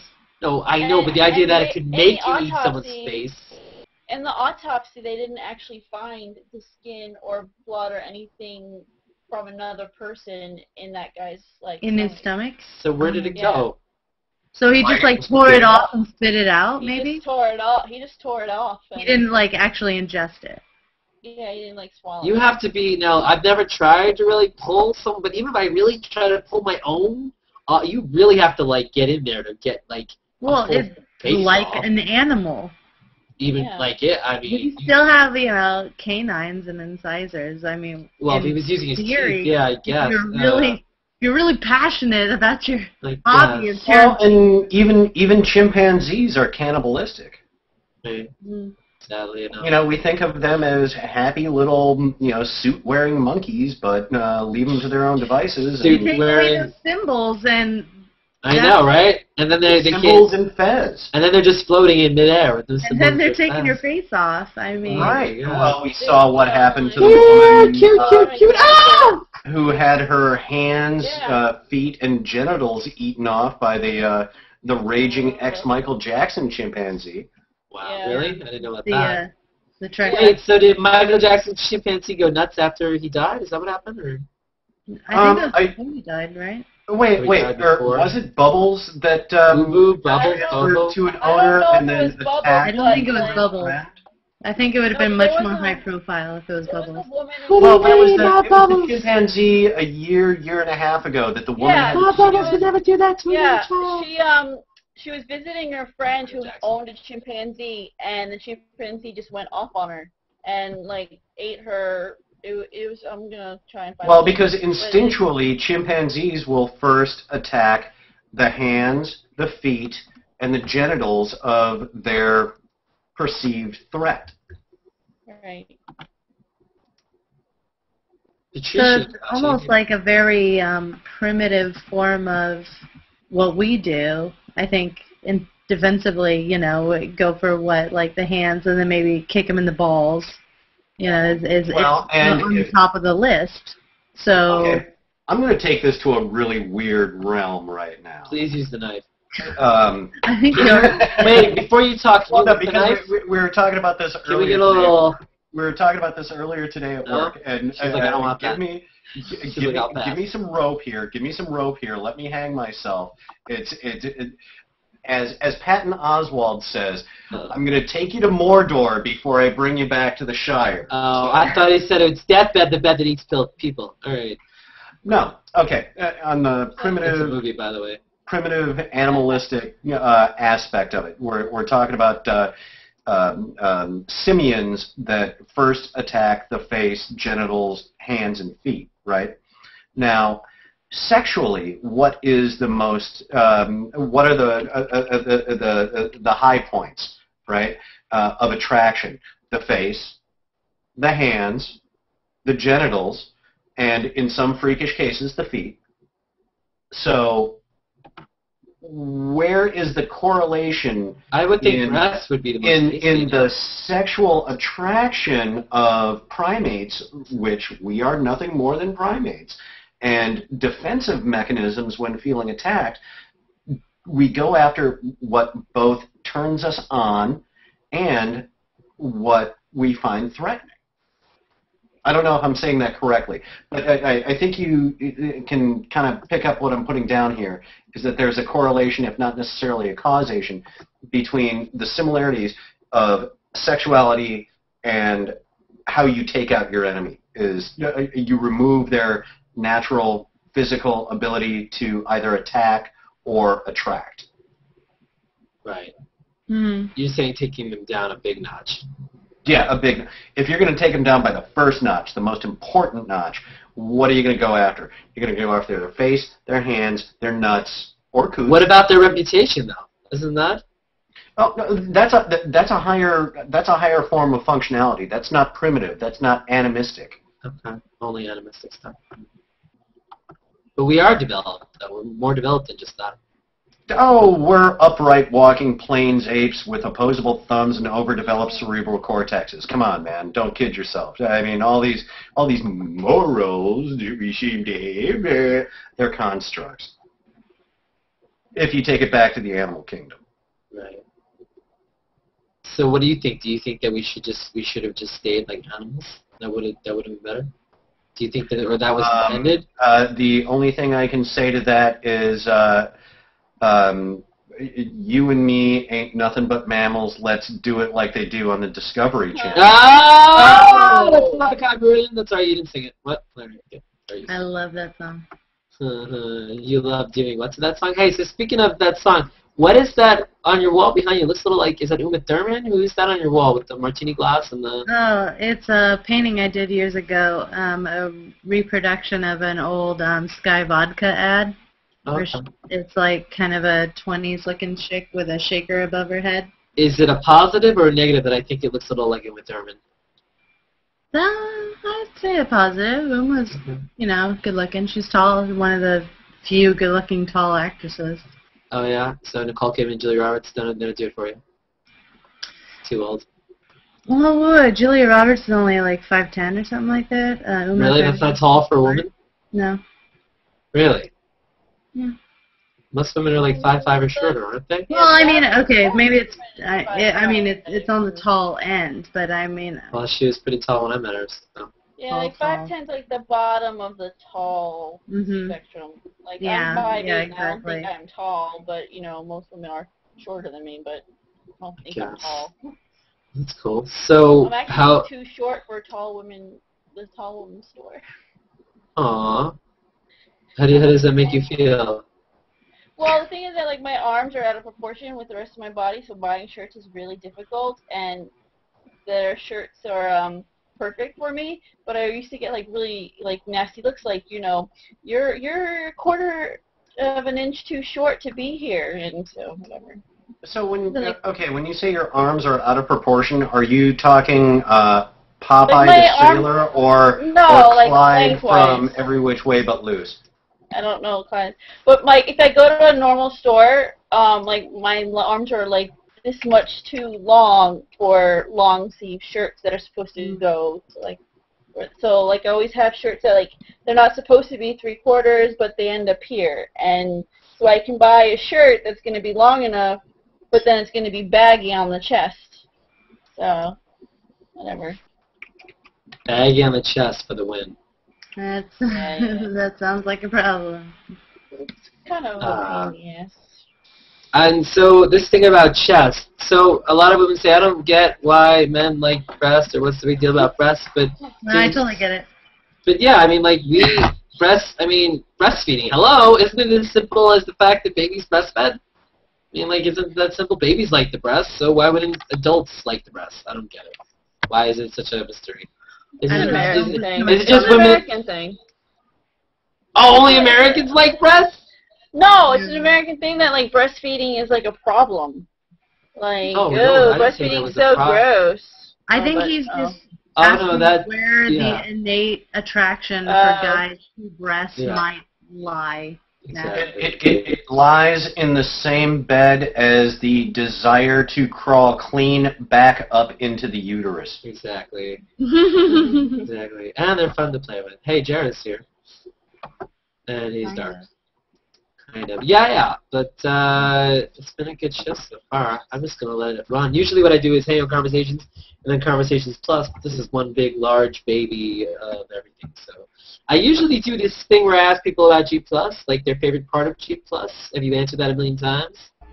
Does anybody want to give, hey, Jared, welcome to Hangout Conversations, Conversations Plus, and whatever the hell it is.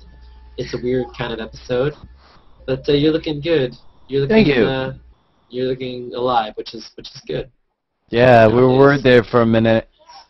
I don't think Casey likes. Occasionally, Casey likes my humor. I can tell when I'm funny when Casey laughs, and then I can tell when I'm unfunny when she gives me the look of horror. It's kind of funny. Thanks. No, I'm just like, you're looking alive. Like I don't know. I don't know. See what happens? You freeze. Your relationship, and I don't know you. You're freezing. See, I told you the internet's very spotty here. I can't control it. And you can't. But Jared's a good guy, and he has a lot of ideas, which adds to his aliveness, if you will. It's a pleasure to meet you, Casey. So what is everyone's favorite part about Google Plus? Is there something that pops out that you just like? Is it what we're doing right now? Just sitting here, looking at each other, staring at each other? Might be. I think I like the overall level of conversation is much higher, much more intelligent, and far more technology-based, which is totally my thing. Whenever I go over to Facebook, it's like, oh, another chick had a baby, and here's what I ate for dinner, and I hate my job. You know, and it's just total mundane. In that order, right? Boring. Generally. Yeah. Just really boring, you know, unintellectual, unstimulating conversation. And if I see one more post about Android versus whatever, iPhone, well, I'm coming after whomever. All right, that's your favorite part, coming after people with knives. Yeah. Well, no, that's not. For arguing about cell phones. I'm providing feedback. Eric Rice, the man to argue about cell phones, is here. Eric Rice, what's your favorite part of Google Plus? Are we more intelligent than Facebook people? Wait, what? What did I walk into? Frank Caller. Who? What? Welcome Let's to Eric Rice, who are you? Tell the world. Let's start with hello. Hello. Hello. Hello. There you go. I love it when people come on my show and they tell me how to run it. What? Damn right. Bastard. Eric Rice, who are you? And what do you do in this world? I heard you have a sugar mama. Is that true? Or that's a rumor? I don't know. I just made that up. I live in a bunker. Apparently. Nice views. No, seriously. No, I mean, I don't know. Like, why not? People are watching. I don't need you to do lower thirds. I mean, you are. I mean, in like 2 sentences, something funny about you, maybe? Funny? I've driven a llama around in a minivan. That's funny. True story. Pics to prove it. How did that I'm work just out? a nerd. How did that work out, though? Where'd you get the llama from? A breeder up by a volcano. Sweet. Also a true story. And how do you feel about the program Robot Underpants? I should feel strongly about it. That's good. The You're not thing I do. biased. Cool. A couple other guys. All right, cool. And your favorite part about Google Plus? You know, something to do. Yeah, that's mine too. Sweet. What do you think about Sean Holster and his knife? Any opinion? What's Scary? he doing? He's got a knife in his hands. Oh, it's probably a clown knife. Oh! Oh no, actually it's real. I had a garden tool that I needed a garden tool that I didn't have, so I had to take an old butcher knife and put it on the grinder. Fabricated. Hey, that'll work. Hey, What's yeah, that it got those succulent chicks and hens embedded into the rock wall as they needed to be. That's what, yeah. Well, you know what they say, necessity is a mother, or however that goes. Yeah, you got that right, I think. Mother of all necessity, something like that. Mother of all fuck-ups, that was Steven Seagal, I think. Or assumption is the mother of all fuck-ups, I should say. Jerry, you're looking rather focused. Do you have anything on your mind that you need to vent about? This is the place to do it. Oh, no, I'm just listening. Does anybody want to vent? This is what I call the venting part of the show. Anyone want to Pick vent? a subject and I probably have something to vent about it. Okay. Let's see. Let Sean Holster, you pick the subject. I'm going to trust you. I'm going to go to the googly room. A subject to vent about. Labeling practices for pricing in grocery stores. Really? Is that GMO related or not? You know, just the way different grocery stores either choose to put on price stickers or rely on barcodes. Well, don't they all do both? No, well, neighborhood grocery stores still put stickers on their stuff. And other places just put it at the bottom of the shelf and let you grab it.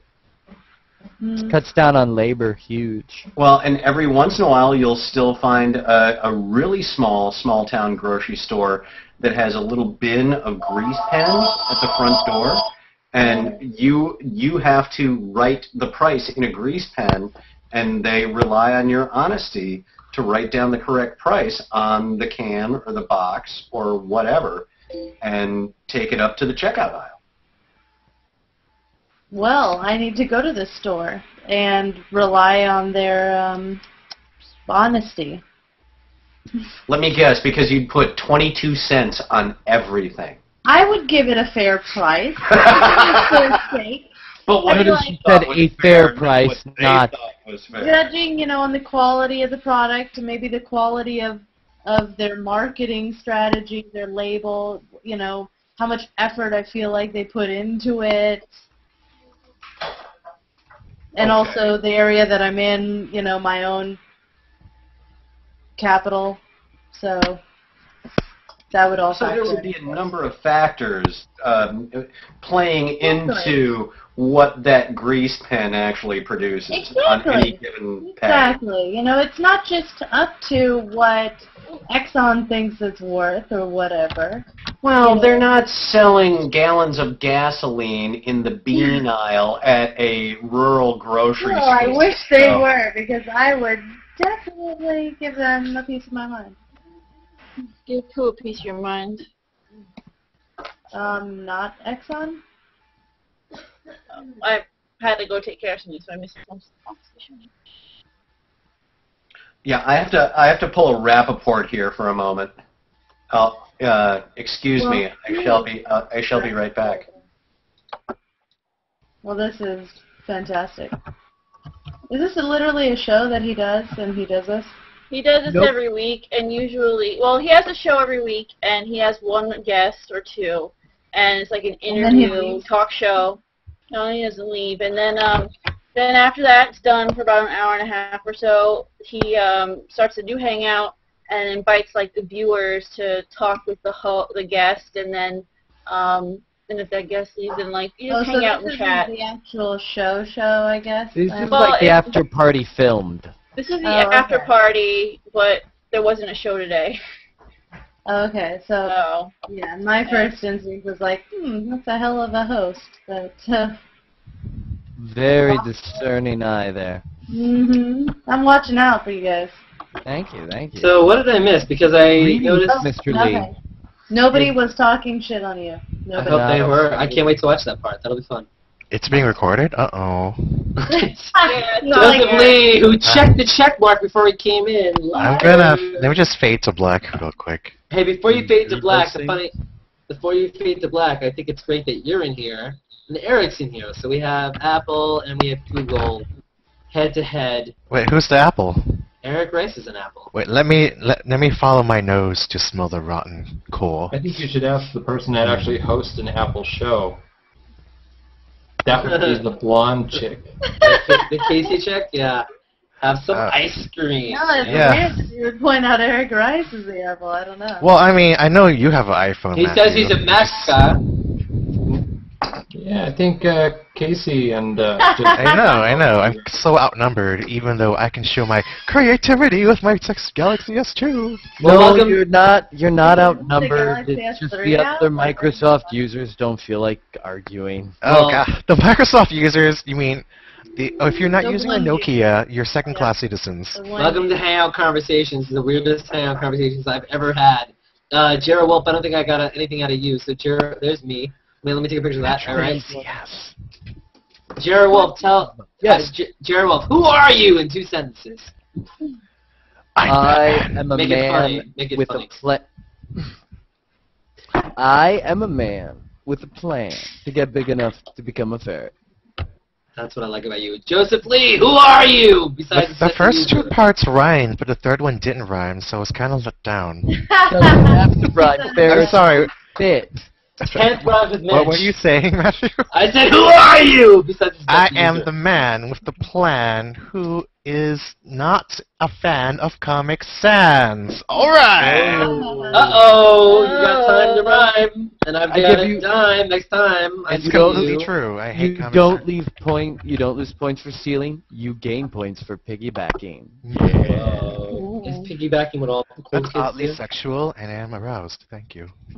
Is it kind of like being mad at Judith? Is it kind of like being mad at Judith Light didn't thank Tony Danza when she won her Tony? Yeah, well, I mean, they did get together in the show, which was wonderful. Those characters needed it. Yeah, except that was on TV, not on the stage. Does anyone still watch TV? Oh No. yeah, Joseph Lee. Oh, Joseph Lee and Bronwyn are both Doctor Who fans. So. Woo! Yeah, but I watched that online. All right. Yes, well, Netflix counts. As do I. I don't consider it TV. If I'm watching it online, I consider it good entertainment. You're one of those. Yeah, but I have a Google TV, so I watch everything on my TV, so it's great. You know, I would consider getting one of those, but the TVs are just too damn expensive, and the monitor, Just wait till Black Friday. You have the amazing deals. You know what I don't like? I don't go out on Black Friday because that's Cyber Monday. I did Cyber Monday. Can we have summer first before we get to Thanksgiving? However, oh, I can't wait for the turkey. However, I will get them when they come down in price. They're really expensive. I mean, it's an overpriced monitor. What's your price range though, and size? $500 to $1,000. Isn't that a personal Yeah, question? that's about for like a 47-inch to 52. No, to get like the whole entertainment system, the desk. Is a sound bar okay? I think I have a sound bar. Sound bars are Yeah, awesome. that'd be fine. Okay, yeah. I mean, the price range for that is like around $1,000 to $1,500, and I have 3D and everything. Sweet. Well then, maybe I'll look into it in a couple months. Yeah, definitely. Oh, you just wait till Black Friday because like the models coming out this year that has like the Google TV built in, for example. There's like a new LG one built in. That's pretty nice. And the Google TVs play Netflix, Hulu, all of that, right? All the people that don't What respond. doesn't play Netflix? Yeah. That's true. That's not the question. Blender plays Netflix. But it's like its what omission plays is more glaring than its. So here's a inclusion, better I would question to say. ask. Will Google ever try to buy, or they probably have, will Google own Netflix and or Hulu ever? No. Google tried to buy Hulu. Hulu didn't want to sell. Yes. Nobody wants Hulu. Hulu's a bag of crap. Will people Google pay for it? Pretty much. I go to Hulu. Hulu People has a pay for it different- because they have to. No, Even I if you pay pay for for it, you still get ads. If they offered a payment where you take out the ads, I would totally pay for it. Netflix is so much better. There's no reason to go to. It's just a selection. You have the They're money to have both. hardballing Yeah, but the selection got slashed last year. There is one thing. The Hulu has most of the Nova and the a lot of the classical PBS stuff that Hulu just doesn't run because they don't think it's popular, not because they can't get it. They just refuse to run it. Google TV has this amazing thing called Chrome running on it. You can go to any website that runs When you Flash. say amazing, do you mean that thing that crashes on us every single day? Okay. Yeah, It doesn't crash that Chrome often. is You just not go so to a site with like a little pirated stream and just watch whatever you want. I saw Game Well, of Thrones. question about that. Google TV, when you say that, are you talking about physical boxes? Are you talking about set tops? Or are you just talking about It's a set-top Blu-ray box, my Sony NXZ GT1. Okay. So it includes Blu-ray with it too. So I mean, it's pretty multifunctional, you know. Something I'd probably never use, but it's Are they nice to cheap have. It's like nice to Roku? have. Yeah, it's nice to have. Are they cheap like Roku's, and can you get them at Costco? I got mine over Black Friday or Cyber Monday, whatever, for like Google 120. TV is a lot. So Oh it's yeah, a really just nice for the deal. piece, right? The white box. That's what I got. They're walking into that weird space of the living room where things are not upgraded. That's why 3D TVs are probably having such a rough time. Is I just bought a TV. I'm not gonna replace it. It's not a phone. It sits there and it can Right, be that's used why set-top boxes are nice because they're like around $100. I mean, or something like that. Xboxes. I think Microsoft. Well, an Xbox is a little more expensive. So let's than talk about, $100. is it we're talking about smart glass or no? Is smart glass something people want? Do you want that, Eric? Well, I mean, and I you would have to love pay for a subscription to use all the network-associated things of Xbox, so it's not completely a free solution. Except if people are already doing that for Xbox Live or PlayStation Plus, which is PlayStation's free, isn't it? I thought. No, well, both Xbox Live and PlayStation are free. Xbox gives you a silver membership for free. You can't really do much with it, just like PlayStation for free. You pay for PlayStation Plus, you pay for Xbox Live Gold. Right. I think Smart Glass is genius because they are embracing Android and iPhone and, of course, Windows 8, so that a whole new breed of content can be created where, and they use Game of Thrones as an example where the content is synced. So all that rich interactive experience takes place where it should while you're watching on devices. What kind of interactive content can you describe the Game of Thrones? A map. It shows you a map. Oh, map of Westeros? The one example they showed, and they're going after what's popular right now. Well, didn't Dreamcast do this with their little controller with the screen and when you were playing?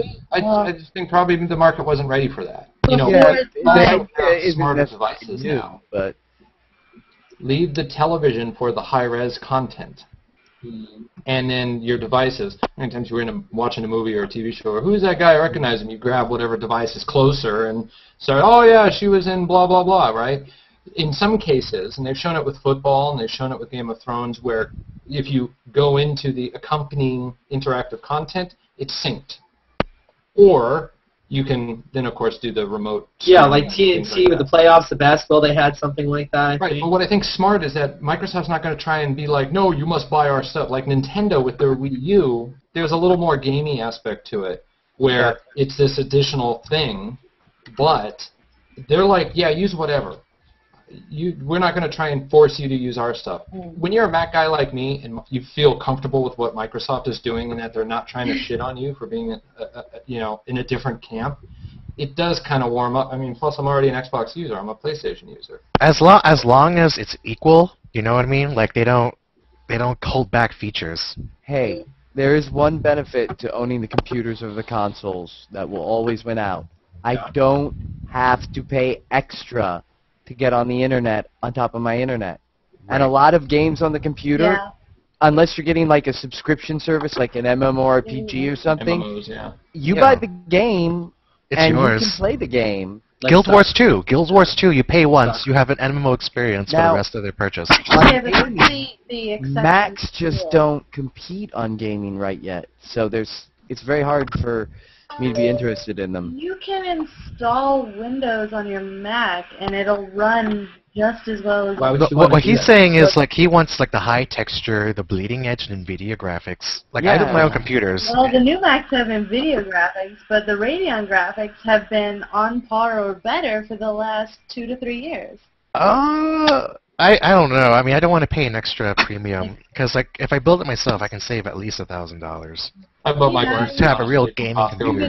Save $1,000. But the quality, Microsoft just it's got NVIDIA, it's got the DirectX. You can use NVIDIA or Radeon, yeah. It's got DirectX, which is DirectX isn't owned by NVIDIA. No, but it supports all Microsoft games. See, Windows, so if I install Windows 7 on my Mac, Windows. Well, I mean, what games do you play, Casey? We're talking about like. Still Hangout Conversations here. Just let you know. All right. Warcraft. Wait, did anyone notice Eric Glass turn his hat around? Because he's like, I'm ready to seriously get into this. Look at that. No, it's actually my lighting. It's user needs, of course, but you know, I mean. As a game designer, I have way more tools as a Microsoft designer, but I have to design for like 1,000 disparate systems, and I have to do all this testing, which would make Apple so beautiful to design games for, except they don't make it easy.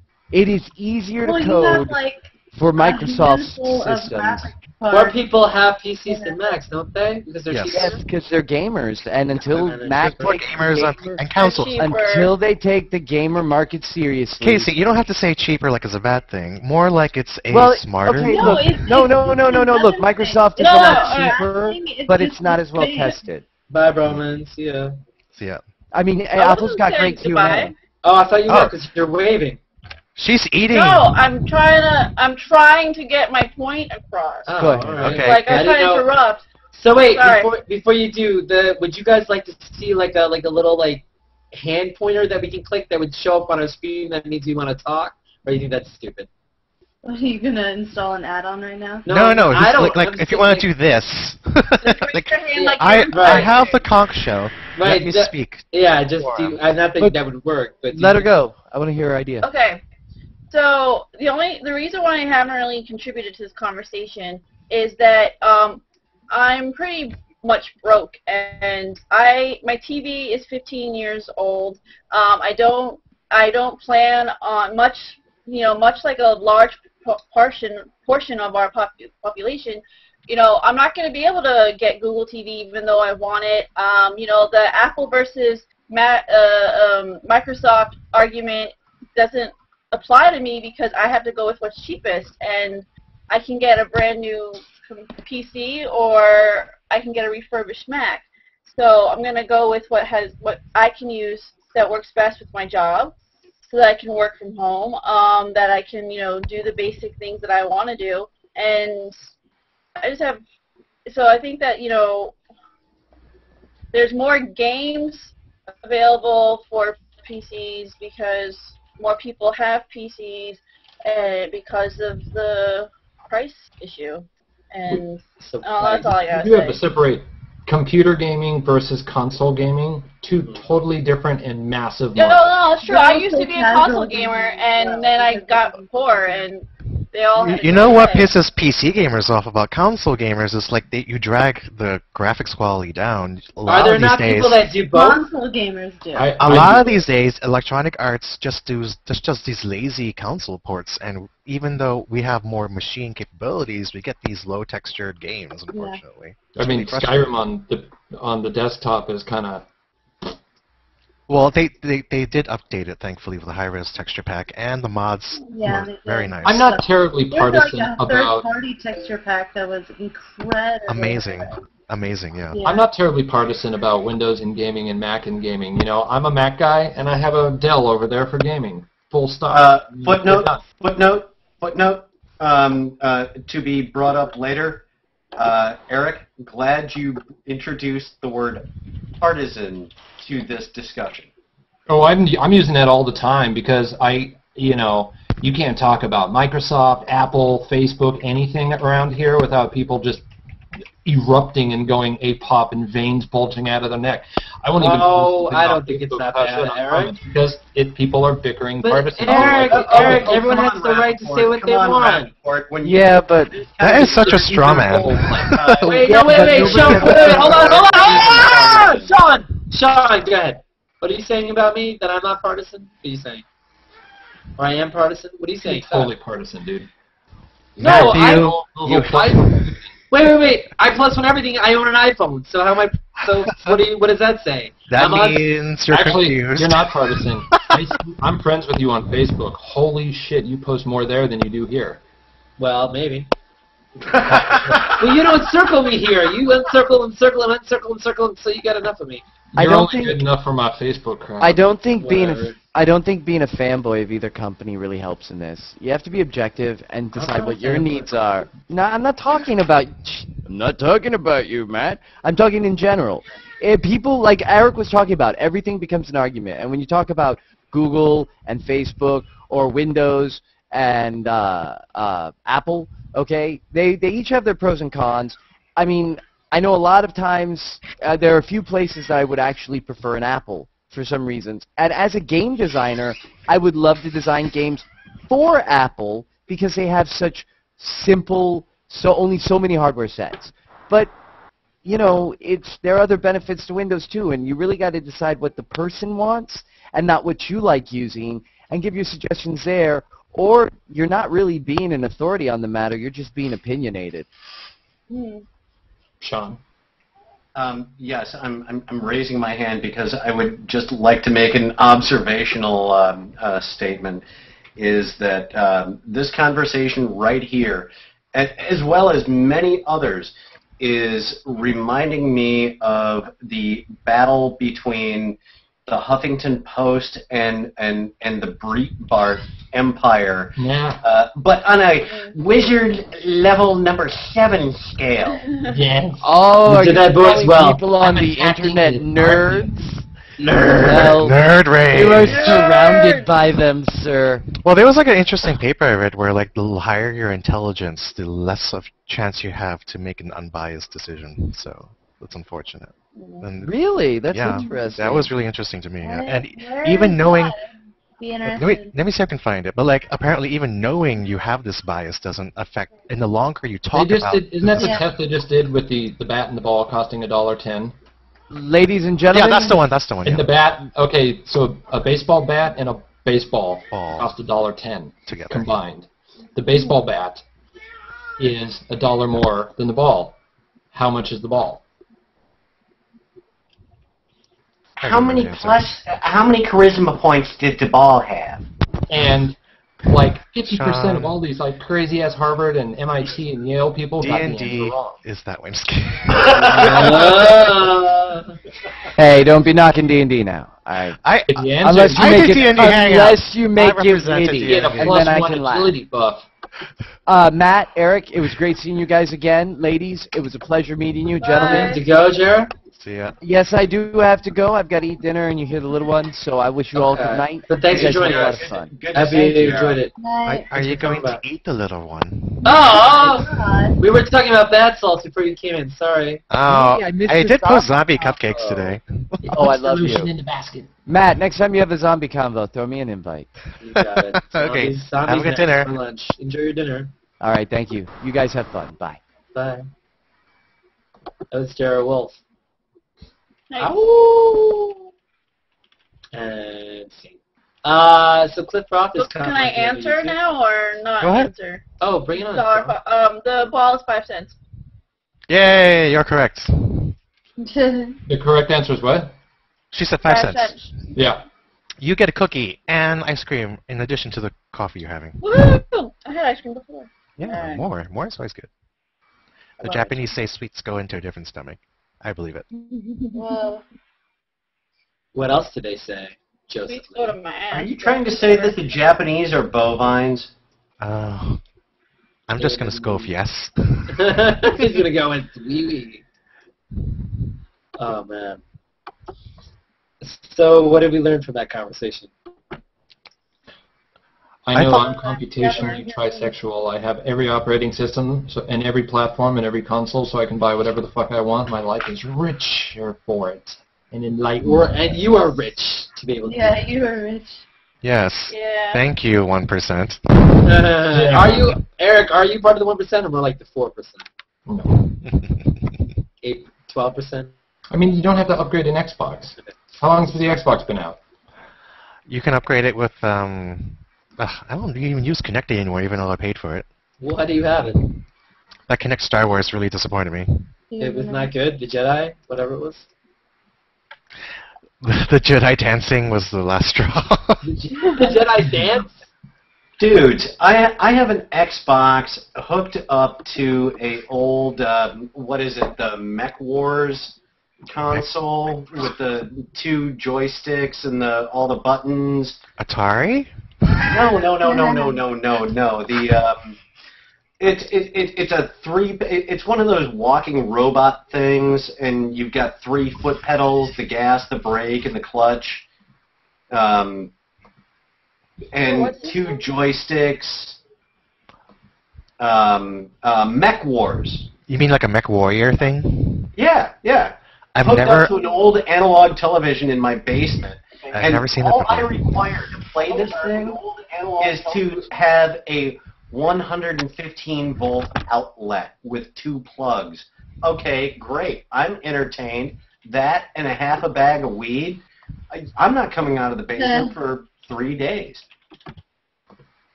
Okay.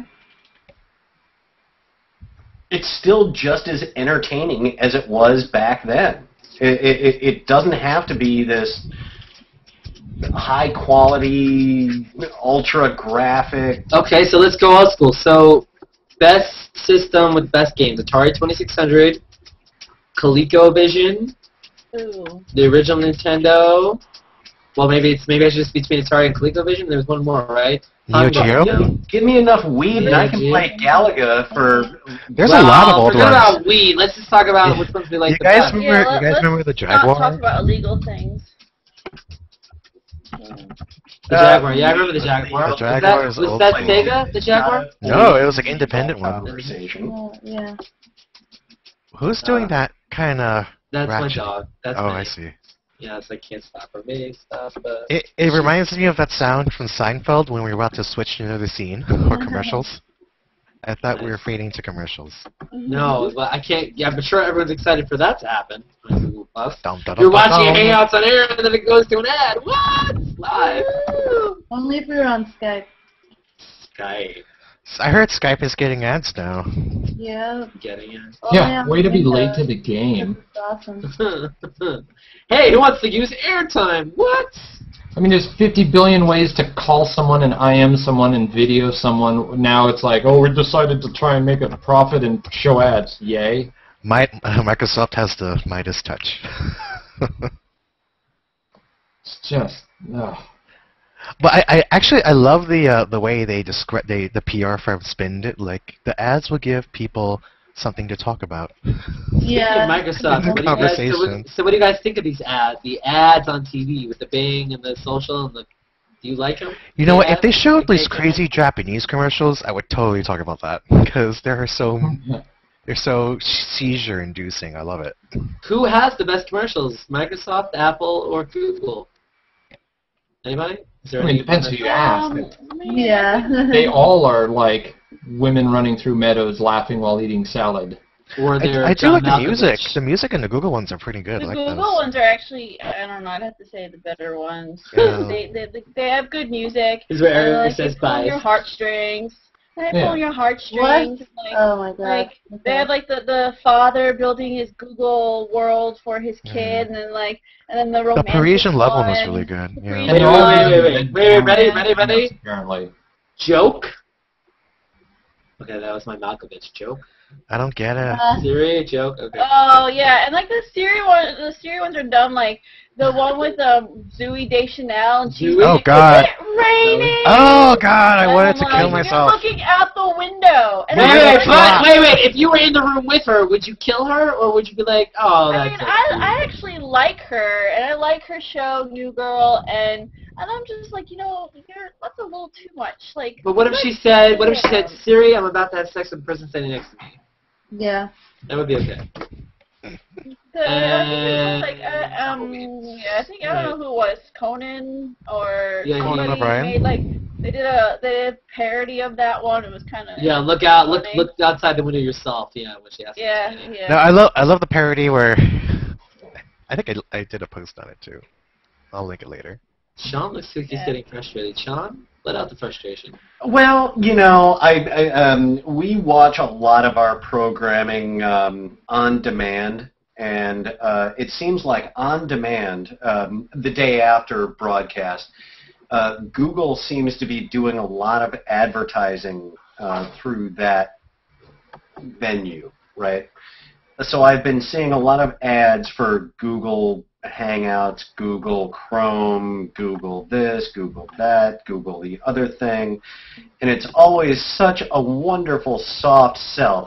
And they'll have a screenshot of a Hangout and of people cooking and showing each other their babies and going, oh, we're having such a wonderful time, and then is spending as much time on this as I do with you, Rappaport, and Eric and other people. I automatically we know how naturally it really, go back to what actually goes on, and I want to see an ad where there is just a vile conversation, or where I'm getting together with a bunch of my troll buddies where we're like, okay, who are we going to target with which fake profiles now? Well, but you didn't want to show that. That's kind of negative. But if they only had 30 seconds or 60 seconds or whatever it is. Well, no, but I think that could actually be appealing if they did targeted advertising to stand-up comedians and those who choose to be assholes for a living. Right. Oh, well, I mean, I guess that's kind of what those Google targeted ads are for. If they know you're an asshole, they're probably going to send you that ad. I have a question. Do you think that Google has the right to, I think they said, right, they have the right to use any of this footage however they want, or no? Probably. Because I think that all the footage they used in, like, some of the videos they put out, I wonder, because were they, I don't know, I mean, you see Larry cooking, you see Armin. No, like that one video with when they announced on air and things like that, you see like different pieces of like, Larry and Daria and Armin and different people and Sarah Hill. It's like, where did they get all that footage? They just had it. They asked for it. Anybody? I mean, I was always wondering that, like did they ask for permission? Does it matter? I don't know. Maybe they don't have to ask permission. They own the platform. Right. Okay. Is that true, Eric? Probably. Yeah. All the sites do that though. There's some fine print someplace. Interesting. Yeah. All right. Is there anything else? Joseph Lee, I know you probably don't want to talk about it, but I'm going to talk about it because you're here. I had Cliff Roth and Moritz and Rania the other day. You have been ascended to the SUL, the Assistant User List, a much debated topic that's happened. Now that you're there, after all this time, after a year, what does it feel like? What's the experience? And are you getting more love? Are you getting spam? Like how? And what did you think when it happened? Did you get a boner? How did you know? Well, I didn't even know until someone told me today. So it was like I was wondering like why the hell am I getting circled so much? I thought you were talking about Natalie's post about the. No, I told you yesterday. Okay, you didn't know. I didn't even know. It's like what the. And you're gonna be a scientist? No, I'm just kidding. Anyway, my communication skills. Yeah, it was nice. But I'm not really getting as more engagement. I usually just kind of get the same engagement from the same core group of people. So Huh. which I like. I mean, but I'm getting some new people here and there. I think maybe when you circle people from that list, they're more using you as like a broadcaster rather than engaged to a back and forth engagement. It's content to entertain people. Right, it's content to entertain people, exactly.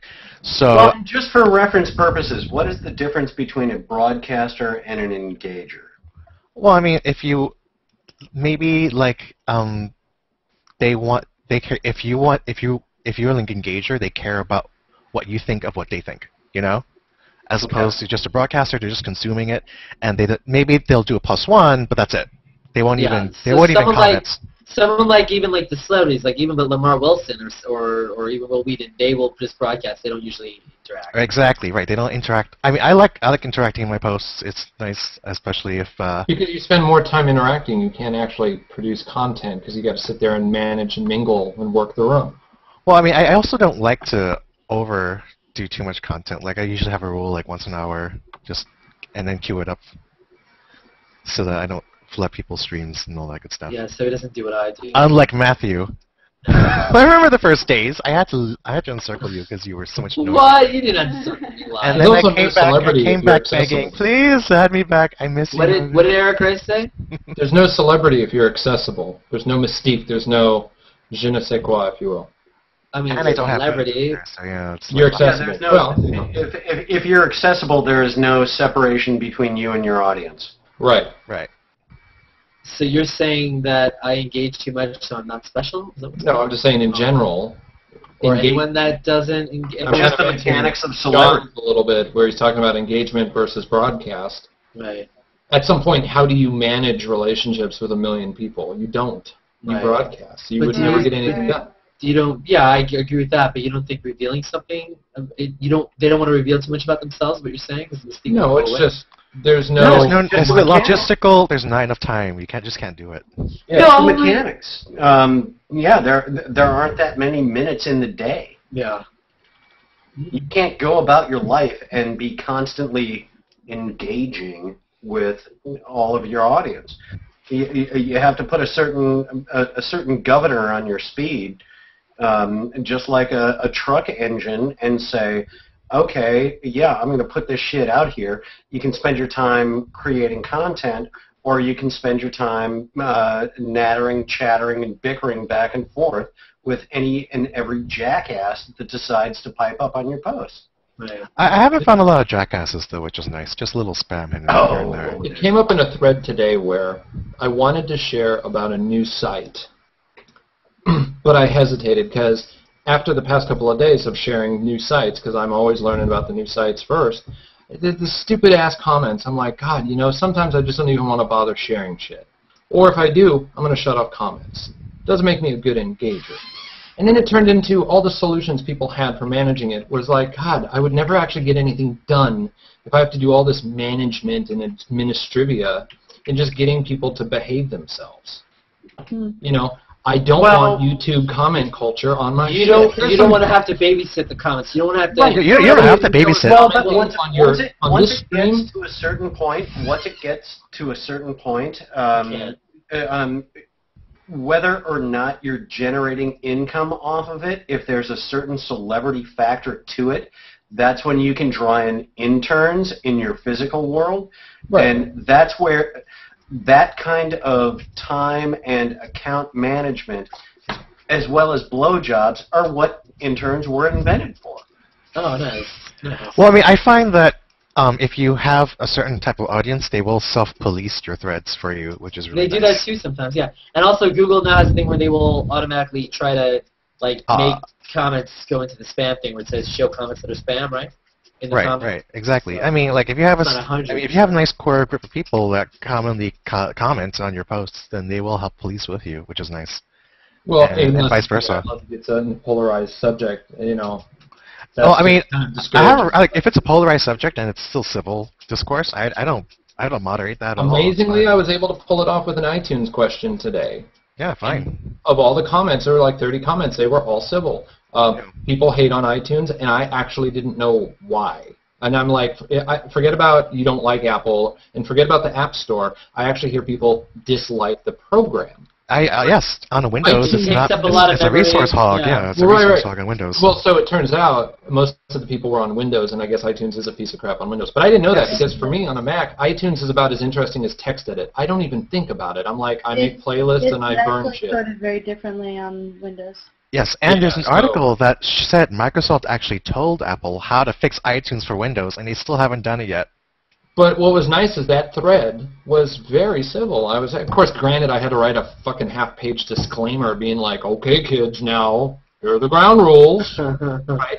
Unlike that MIT article that I shared, which was about the social scientist at Facebook and what Facebook actually knows and what they're actually acting upon, a fantastically in-depth study of social science as it relates to the Facebook network. No way. That's a too long, didn't read, and in all the Facebook hate. So comments closed. Sorry. I'm just done. Even on this stream, there's a guy on the YouTube comments. Yeah, he's like, I don't get it. Why the hell is this on YouTube? Jackass, you don't even have any videos up, so shut the hell up. Yeah. The YouTube commenter is like the punchline of the internet. Yeah, and it's Well, funny. I mean, it's a different breed. It's like No, but it's true. And this guy was using his real name, David Clark. He was, and I said his name, whatever. But he's like, oh, what is this? What's it supposed to be? But you know, he's Da-da-da. usually.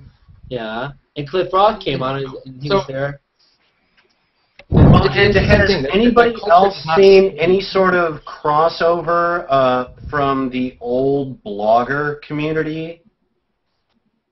In what sense? No. Coming over to this? Well, no, the blogs and Blogspot, users of Blogspot, and yeah, but I don't. the little cloisters that develop there coming over into this platform. Well, let me ask you this question: can you name 5 or 10 people that are known for being Blogspot bloggers? Yeah, everyone I know uses WordPress. I don't know. So, I think what you have is I can name a few. I mean, I have used it, but I'm saying as far as being known for it, the community. I mean, I don't know. I think you get the overlap of A-list bloggers, I have to ask Redditors. Because Blogger is part of Google at this point. Yeah, so why hasn't there been a greater effort to make that more integral to what they did? An individual who wants to only use Google and Google products as their web identity? Why hasn't there been more of a push to bring them back to using Blogger for their blog? Well, they did change Blogger for their videos. G+ for their personal and promotional devices. When you say push, what are we talking about? Give me, what do you mean, like? Why isn't there? I haven't seen it. Why isn't Google trying to direct their Google+ users into, if they do still have a blog, pushing them to Blogger? Well, they'd rather the content maybe show up on Google+. Well, they were like, well, they don't even care. It's coming. They integrate G+ into the other things. It's not about G+ as a platform. But I don't think that Blogger had an ethos. I don't think WordPress had an ethos. TypePad had a little bit of a little thing about it, where people identified. LiveJournal totally had self-identification. People was like an LJer, right? What is the difference between a Blogger and your own personal G+ page? I mean, you can very post, similar, yeah. You can post any. There's no word text limit. There's a lot more. There's comments. I mean, you post multiple videos in a blog. Blogger, when you redirect someone there, that is a completely constructed, fully controlled visual presentation. Content presentation to a degree, yeah. Yeah. And you plus can ones and create shares a little digital theater of the mind on that. Whereas on Google+, it's part of a generic robotic stream. I was going to say that what Blogger did is they did come up with something called dynamic view. So a lot of people had their own wallpaper, their own design, whatever, and dynamic view takes. If you go to Dynamic View, it makes it look more like Google+. It's white and black, and you could read it like in these different views. It's a new thing. They just it's been out for months now, but new in the scheme of things. You guys know what I'm talking about at all, or the Dynamic View? Blogger. Yeah, I've used. I I spent some time working on configuring it, messing around with dynamic views. You lose a lot of creative design control, but you get all the rich features of Google integrated, and the comments are tied to the activity stream. Yeah, it's more integrated towards Plus. Looking at Plus. But again, I mean, they're now having to compete against probably WordPress. WordPress is the big one. WordPress and Tumblr and Posterous and things like that. Posterous, which went over to Tumblr or Twitter. But let me ask you this. I mean, I know Blogger has, you can put ads and AdSense. Maybe that's the good thing, or other stuff you can advertise, whatever. But do you all think that, like Joseph was saying with the PG Plus, it's like, would you rather, if you had a choice between people coming and reading your blog or coming and reading your Google Plus profile, you could only choose one, which one would you rather them go to? If it was seamless and the comments on it were, I mean, if you could actually have a blogger blog, of course that would make a very noisy stream, and then all the interaction that happened underneath the blog, you might be getting somewhere. Why don't you just make your own page, and then that'll be a blog? Like a website? Because you don't have any of the control of the blog. There's lots of debate about should there be a rich text. Well, and the answer to that question is nobody wants to pay for the services required to actually build their own thing. They want to, and I'm just as guilty of it, is how many free services, as a general member of the populace that doesn't want to actually pay for anything and wants to be able to create a persona, how do we do that for free? I mean, granted, I could go and create a fully branded product with a internet presence and then promote that with these free services, but nobody wants to fucking do that. Yeah. Nobody wants to go through that effort. Nobody wants to go through that expense, first and foremost. A regular monthly expense. When you go out into the general populace that doesn't know what the fuck you're talking about as far as the technicalities of all this, they don't want to spend the time. They don't want to spend the effort. They want to spend the time and the effort of either building their business, which is swinging a hammer, using a sewing machine, and being basically the industry of 70 years ago, because that's how they're trying to make a living, and they heard somewhere that the interwebs can help them advance their business and make them money. And the precedent has been set for free. And the precedent has been set for free. What are you going to do? I mean, people don't want to pay if they can get it for free somewhere, right? What happened to GeoCities and Angelfire? GeoCities, I gotta better say, came along. When those things blew up, that pissed me off, because do you know how much regular guy content there was out there? Try and build a chicken coop. Try and figure out how to do like stuff with your hands. Try and figure out model railroading or quilting. All of this stuff was put out there by normal freaking people. No nerds, no coast, and it was all on GeoCities. When that shit went away, it all went away. And it pissed people off that it went away, because it disenfranchised them to the ability to use technology for their purposes, their advantages, and their community building abilities. You know, old urban explorers, people that actually talk about real ghost towns. I luckily found like a GeoCities cache site. I was looking up like old decrepit military base and installations, and you get some crazy ass old 75-year-old ham radio operator that just threw some crap together on GeoCities, gone.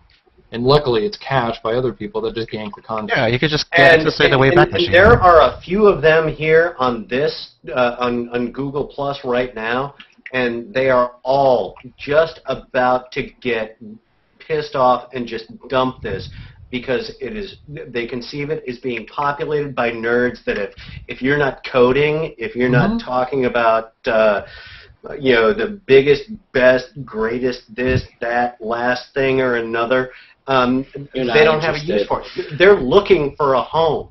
They are looking for a communications hub. What? Wait, no. This is an interest-based area, if they have an interest, they can search for the same people who share the same interest. And then dickheads like you come in and call them douchebags and kick them Wow, that is really projecting. Stop projecting your experience on me. You get a lot of the young guys in Mountain View that are trying to build this stuff, you know? It's like, look at all of the crazy-ass apps that are built by kids who live in the city, right? Startup culture in San Francisco. I'm not, dude. How does that affect their posting? I'm not commenting on their posts. Let me hold the floor here for a second. I'm not projecting. I am nothing more than an absorber of information and a projector back to what is actually going on. I'm not giving opinion. I am aggregating information and kicking it back out to other people who are looking for information on questions that they are asking. I don't care about opinion. I don't care about politics. I don't care about any of the happy horse shit. I'm telling you what I am observing from the old ham radio guys, the old circuit board solderers, the old guys that Eric was talking about with, what was that thing? Oh, I mean, there's so much. The generational gap is huge. Even the intellectual generational gap. If you're arguing about Android and iOS, you're part of the problem. I personally, Eric, I think you know I'm being genuine here when I say I am trying to find a way to bridge that gap, and it's really incredibly fucking frustrating. When my furnace repairman says, "Can you like me on Facebook real quick?" you think I'm going to be able to start a conversation about why you should come to G+. Hell no. No. Absolutely not. I shall return. I mean, there is I found a ham radio circle right here, and it looks fun. Right, and the idea is to convince others to do it, and just the fact that it's fucking there does not mean that that's the magic thing. It's like everybody shows up, they make a lot of noise on networks and expect their awesomeness to suddenly get them loads of money, women, jobs, whatever. It ain't gonna work. No, I think the critical mass is smaller than you think of engagement. Like, if you can find a few other people with the same interest and you regularly talk back and cross-post, it's great. And that critical mass is not going to stay loyal to one thing. They're going to be all over the place. Yeah, you know, that's if fine. I'm looking up information about something, I'm all over the place. Yeah, well, I mean, that's good. That means you can bring back what you found back to the hive of G+ and post I mean, about it's a search engine. It shouldn't be that hard for them to get this information out there. I mean, Google's a verb. Right, but there's a high all I'm saying is, like, what is interesting here is they can add their opinion to the information that they came back with, and find people that value their opinion of that thing they found. Oh, hopefully. I'm not sure. Otherwise, Eric is like, I don't think. I struggle. I know. You have very strict circling standards. I understand, but I do have very strict. I'm finally like able to be out without Ginger Thursday and Catterday. You know, for everybody that wants to complain about Facebook, then stop with the fucking Catterday already. Why are they complaining about Facebook? What is this Facebook? Wait, there's not really Catterday doesn't really exist on Facebook to the same extent. What is this religious crusade against the Facebook? People that, I mean, it's the anti-Facebook. It's the people that come out with fangs when somebody utters ghost town or blinks the wrong way. There is a crazy psychophantic class of users here that's a horrible turnoff. I haven't seen crazy users like this since Second Life. I've seen crazy users. I've seen crazy users like this on every Android versus iOS forum thread. Sure, it's normal. People are passionate. At least that's a thing that you can rally around. Mike, Chevy is better than your Ford. All right, you know what? Like, okay, people invest a lot of energy in something like Facebook or Google+. So when one says it's a ghost town or another says it's closed, it's insulting. You're insulting their wasted energy. So of course they're going to comment on it. Like when Israel goes over the top, bombing the ever-loving shit out of. How are they bombing you? You're like, that was a big disproportionate use of force, guys. Okay, are they doing this on your posts? Is this a personal thing? No, actually, absolutely not. Then you have no say in what they say. Because you're right, but it's part of the neighborhood. It's part of the neighborhood. Google did not show up one day and said, we want to build a social network for Brazil. It fucking happened. The moment Google moderates free speech, it's the end. I understand that. And if we want this to succeed, we do have to exert a certain amount of responsibility and evangelize to our community, clean up your fucking yards. And I'm not saying there's anything wrong with Orkut being Brazilian, but Google did not show up to make a Brazilian social network. It happened, and there's not a goddamn thing they can do about it. If this place becomes a pedo heaven, yeah, they can try, but there's nothing they can do about it. Yeah, well, they're already trying to do something about it by who they pick and who they support and who they champion. Right, like and they don't exactly do it because they think everything can be solved with code, and it can't. Right. And the biggest and best data utility on the internet is getting corrupted by people's neuroses. Well, okay. First of all, this whole I'm actually Brazilian thing, Orchid, yeah. I have not. I've heard of it, but I haven't really been experiencing it. Like, I don't have an influx of Brazilian people talking to me right now. No, he's just saying that Orchid became taken over by Brazil. Yes. Okay. Well, it's nice. That's their integration strategy. It's a perfect valid strategy. They're focusing on one arrow. But all I'm saying is Brazilian people will probably just be talking with other Brazilian speakers. There's this whole language barrier. And Google is supplying the tools to help us understand each other if they wish. For example, if I get a post or a comment from another language, I can translate that immediately and respond back, which is great. I mean, the tool's there. I don't see that in Facebook, for example. I can't, have a cross-language conversation with anyone else. So at least they're providing the tools for this engagement. So. Well, it's not the best cross. It's better than what Facebook. It's better than nothing, is what I'm saying. They're offering it. But let me ask you this though. I think we all have this idea that we want to talk to anyone, anywhere, at any time. But isn't there something that says, like, after even trying, it's like, to put in the effort to try to translate what someone I just met is saying, and then to do the same, and to have a conversation and friendship seems like a movie. It doesn't seem like real life. It doesn't seem like I mean, how many people have you met on Google Plus? Your internet friends. Internet friends? Not even that. Where someone doesn't speak English and they're translating what they say, and then they're translating what you say, and then you guys have a conversation again. Like, does that happen? Well, the farthest that has ever gone for me was I ended up circling them because even though I don't understand what he's saying, his photographs are still beautiful. So I still want to see that stuff. That's fine. Circling is one thing. It doesn't and then from time to time, I will comment on those photos, saying, but "Oh wow, that looks really nice." Understand what you're saying, maybe.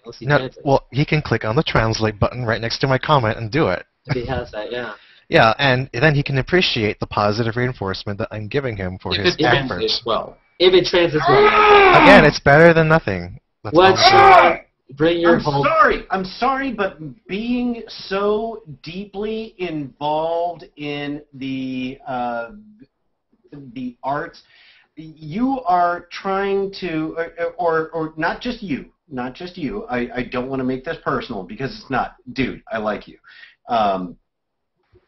This is where there needs to be a study of literacy parsed into visual literacy, linguistic literacy, technological literacy, and literacy on so many other levels that they do not, all these different forms of literacy do not play well together. They are the bastard red-headed cousins all let loose on the sand lot, beating the living shit out of one another. What does this do liking me or not? And code can't solve it alone. Just because Google's got a lot of engineers and they put tools out there doesn't mean anybody can figure out how to use it. Why is there YouTube and Google great. videos? So why bother doing it in the first place is your answer to this then? No. Why insist that because any one individual has an understanding or a greater understanding or a lesser understanding of how all these tools fit together, why is there an assumption that it should be just so easy for everyone to be able to fit these plastic shapes into a little plastic ball in between their legs, and that each one of those shapes is going to go into the star, in the star the first time, the square into the square the first time, the circle into the circle the first time. You're phrasing your argument in very abstract terms. Can you give me a more concrete example of what is wrong with the system, and then I will address or give you my opinion on it. Because my textbook answer is engineers are trying to design a social experience just by making tools and throwing them out there. It doesn't quite work like that because there is so much fuzziness. I mean, again, a Hangout conversation earlier today about moderation controls and all of that stuff. Again, wow, more problems are still happening, even when you're in there talking with the people that run it. Because somebody's got some political, nonsensical, ideological geek thing of, well, it's got to be organic. You can block them. Yeah, well, you don't hear anything they say. Except what use is it to block that blocking doesn't work because it affects the rest of the room? Their input. Well, I mean, on air I can do this, Eric, though, you know? How to build that system. Hey, he's been white out. So that's an on-air thing. Yeah. That I can do, but whatever. But when you've got it in a normal Hangout and two people block each other, now they can't hear each other talk, they're talking over, now it's fucking It works up for everybody forum else. threads. I don't see why it can't work for a Hangout. Because it's not real time. The video is And real it's time. not real experience. When it's... You want the power to kick people. Is this it? Well, I mean, that's just one thing, right? You know, Right, they're still right. dealing with the fact that they Can can't you figure do out this in a Skype video conference? disposable accounts. Can you do this in the Skype video conference? Is my question. With what? Can With you do Skype, this? he's saying can you do it with Skype? Can you? Is there an alternative where you can do this? You can hang up on them. What? How many people can you video conference? Here, anybody. We call somebody in this Hangout right now. Any single one of us can hang up on them. Like, what? Why wouldn't the person who initiated the call be the person to hang up on them?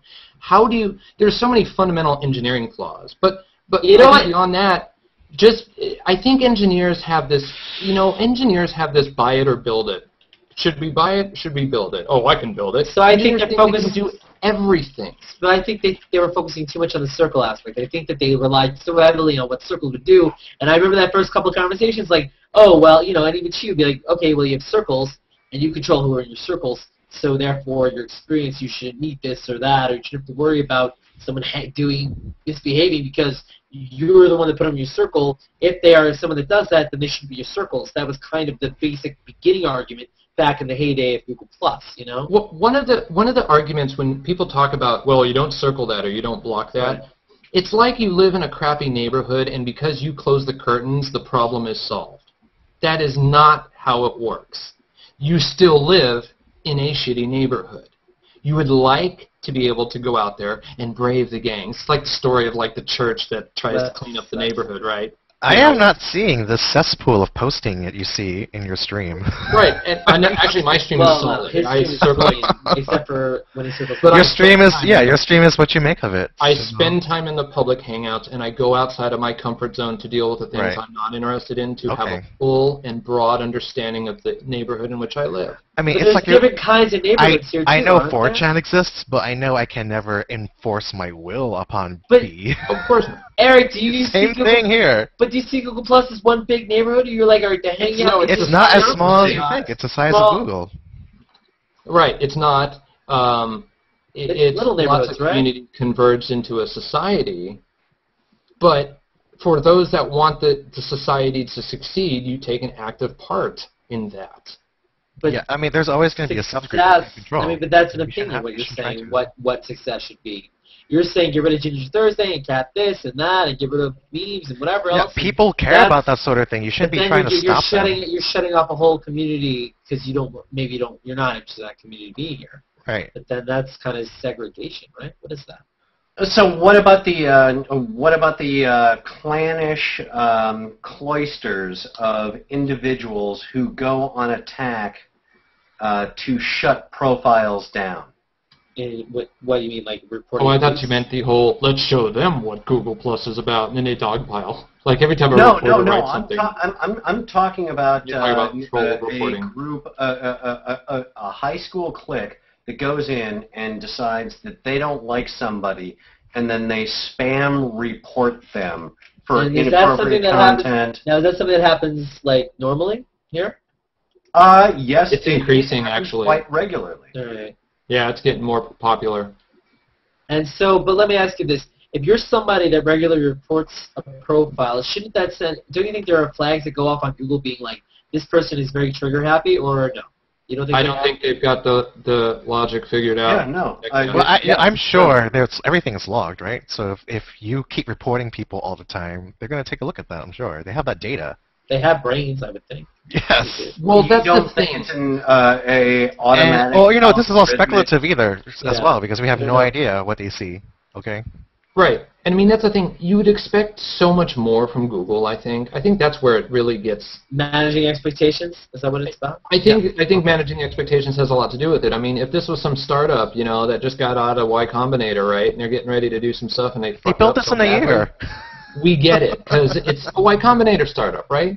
This wasn't built in a year. This was built over the course of years. It was rolled out over the course of a year. And they've had plenty to look upon and reflect upon out there. According to that Emerald Sea Wired... no, but that doesn't take... Come on, Joseph. It doesn't take into account what they do with Buzz and Wave, and that was part of building Buzz, or Emerald Sea, or whatever you want to call it. All of that research. Well, I mean, it's totally iterative. They are always adding features and such. But, I mean, it's not like what you see now is the final product. At least they're still iterating. Well, it's never going to be a final product. Every site's going to keep going. I mean, whereas we're getting more YouTube integration, for example, Facebook bought Instagram. Oh, whatever. Well, Facebook needs to make products. That's a different story because they're IPO. They want to Facebook bought Zynga, or whatever that has Zynga stuff, which I'm not interested in. Well, why? Google has Zynga. But that's, I mean, but it's a separate tab I don't have to click on. It's not in my... Yeah, all the game developers that are bailing, and Google pays the most. They pay 95% or 90% of profits. Fine, good. That's what the public has spoken. Unlike Facebook, Google actually has $1 billion. What ends up happening is that now you have an arsenal of people out there who are like, yeah, it's a shitty place to do business, avoid it. That doesn't help things. And when it's actually really easy problems to solve. And far smarter people than us can even put forth these same assertions of how to solve these problems. Google's becoming very bullheaded and very Microsofting. I mean, granted, they're not exactly a most customer-friendly company. That's known. But, so, when their guys show up and like, Paul, why are product managers not out here? Why do we have to talk to engineers trying to press the flesh? I mean, hello? It's just really simple stuff. But I mean, again, if it's MySpace has a vibe and a reputation, Facebook probably does, Twitter did in the early days, all these different sites have all these different vibes. And Twitter still has its own very unique crowd. Oh, the tech crowd hated it when it went mainstream. That they will never leave Twitter. And now there is a other media aspect to Twitter of broadcast media personalities trying to embrace Twitter 2 years after the fad that is maybe bringing a little more life into it, but it's part of their corporate identity. Yeah, but now they're trying to monetize it. I think that's the way they all do it. And they're probably strong enough to be in a position to actually be a protocol, to be a headline protocol. Granted, that destroyed Twitter as a company, but I could see Twitter being a protocol. I can see Twitter getting bought up by Google because they said recently their door's still open. Yeah, but what are they going to do with it after they buy it? Get all those users. It's a user grab. They're going to shut Twitter down and bring everybody to Plus? I get so nervous. They already bought Jaiku and fucked it up, so they kind of had their chance. What the hell is Jaiku? Exactly. Originally, if it was a startup. If it was a startup, I don't... They bought something, they bought Meepo. Twitter... I never used Meepo even when it was popular. So there was Twitter, there was Jaiku, there was Pounce. These were the three back in the day. All were pretty much on par and equal. Jaiku actually was fundamentally a better feature set than Twitter. And Pounce was sort of different. Each of these guys except Jaiku had celebrities running them, so those guys got more attention until, I think, was Kevin Rose behind Pounce? I think he might have been. Is that why Justin Timberlake brought MySpace? Probably. Well, he was only one of many. And Kevin Rose is doing something related to Plus. That I had confirmed. So, well, now he's with Google Ventures. Ventures, is that what it is? Okay. Yeah, he's with the investment startup one. Yeah. So Jaiku was a bunch of Swedes, I think, something like that, or Finns. But then they bought Jaiku, and then it just kind of sat on its butt and did nothing. You know, it's like buy Dodgeball, tear it all down, rebuild something else. It's like, what are you doing? Stay away from content plays, and don't for the life of me say, oh, they should buy Pinterest. No, please, I like Pinterest. I don't want it killed. Google does amazing jobs at integrating platform technology providers, but good God, do they choke on the big dick of content. They've not had a good reputation there. But they do amazing things. When you buy Keyhole, we got Google Earth, and it's badass for a little while longer. They better step it up, because... Did you not see the 3D Maps presentation? Huh? Did you not see the Wednesday 3D Maps presentation? That's going to It was all right, but it's so similar to Apple, it's so similar to Bing's Virtual Earth that the competition is hot, hot, hot there. There's no clear winner. You mean, are you comparing the Maps data between the two? Because I think Google is 10 years ahead of Apple in terms of actual yeah, work. they might have like historical things. I can pull up my neighborhood from 1950, right? Oh, okay. Well, I'm talking about things like Street View and traffic information. I mean, Microsoft does it from a different angle. They extrapolate. I think there's some photosynth-related technologies there that can do Street View without actually having to be on the ground. Apple with might be able to.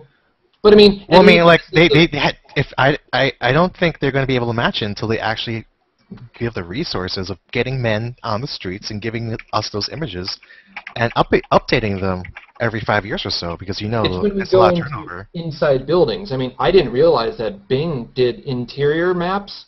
Right. I mean, I was zooming in and I was near my mall and I hovered over it and the whole mall silhouette highlighted. I'm like, what's this? Sorcery. And I clicked on it and it just zoomed in and I'm like, I didn't know Bing could do this. Right. And so I'm a map geek, so I use all of these services together. I love them all. They're all fantastic in their own ways. But it's not like one is 50 miles ahead of the other. I don't know. I did a post comparing the beta of Maps on iOS 6 compared to what you see now and have available in Google Maps currently. And I mean, even like side streets and the design of the maps, I prefer the Google Maps because there's like one-way street indicators for Google, whereas Apple doesn't have as many of those. Yellow delineations for major roads and white delineations for side roads, whereas in the Apple version, they're all white and they only have a very small difference in width, so it's difficult to tell a difference. Mm-hmm. You see more side streets in the Google Maps version, whereas at the same magnification, all you see are the main roads and maybe a park or two. You don't see any of the metro stations. There's no layers for the Apple version. The satellite layer is also flattened. The data is not the same. You can see actual, like the buildings in the Google Maps version. Again, there's no Street View.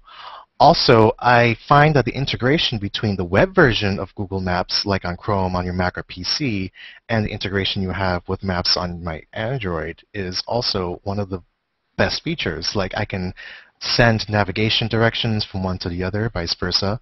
I can save searches between one or the other, history-wise, and I can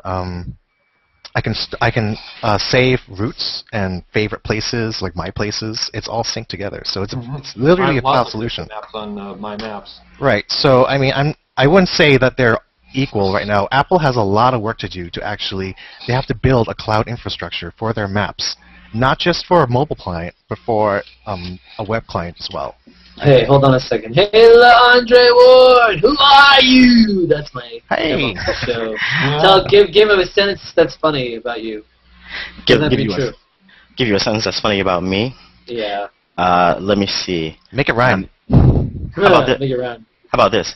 I'm ambidextrous, but only on the right-hand side. Whoa! Well, that reminds me of the song I heard, which says, I'm naked under my clothes. Uh-oh. Yes. You are. I'm always naked underneath my clothes. We all are. Welcome. We're talking products and products and products and products and Apple and Google and products. It always devolves to this when you moderate, Matthew. Seriously. Me? We talked about a ton of other stuff. Whatever. Yeah, but always you go back and watch the devolves. Well, I got you and Eric in here. Of course, it's going to devolve to that when I have other people in here. Whatever. I'm just glad it doesn't get into some racial Chinese fest. Whatever. That's you. You're freaking Chinese Santa. What? You trying to put a chink in the armor? Oh, you didn't. You just ruined ruined my entire show. Wow. I can't edit it out. Good grief! Just set my people back 20 years. Come on. Why are you making fun of my Asian last name, Sean? Come on. Great. Now I have to label. Now I have to label this offensive. Thanks a lot, Holster. Awesome. I'm gonna send you a cease and speech. desist. I will let it go. All right. Oh, come on, it's a pop culture reference. You said chicken. You said chicken is what I heard. You do know what that was from, by the way, don't you? Yes, I do. ESPN? What? The Chinkany Armor reference was actually a pop culture reference of a reporter that actually said that. Yeah, I know.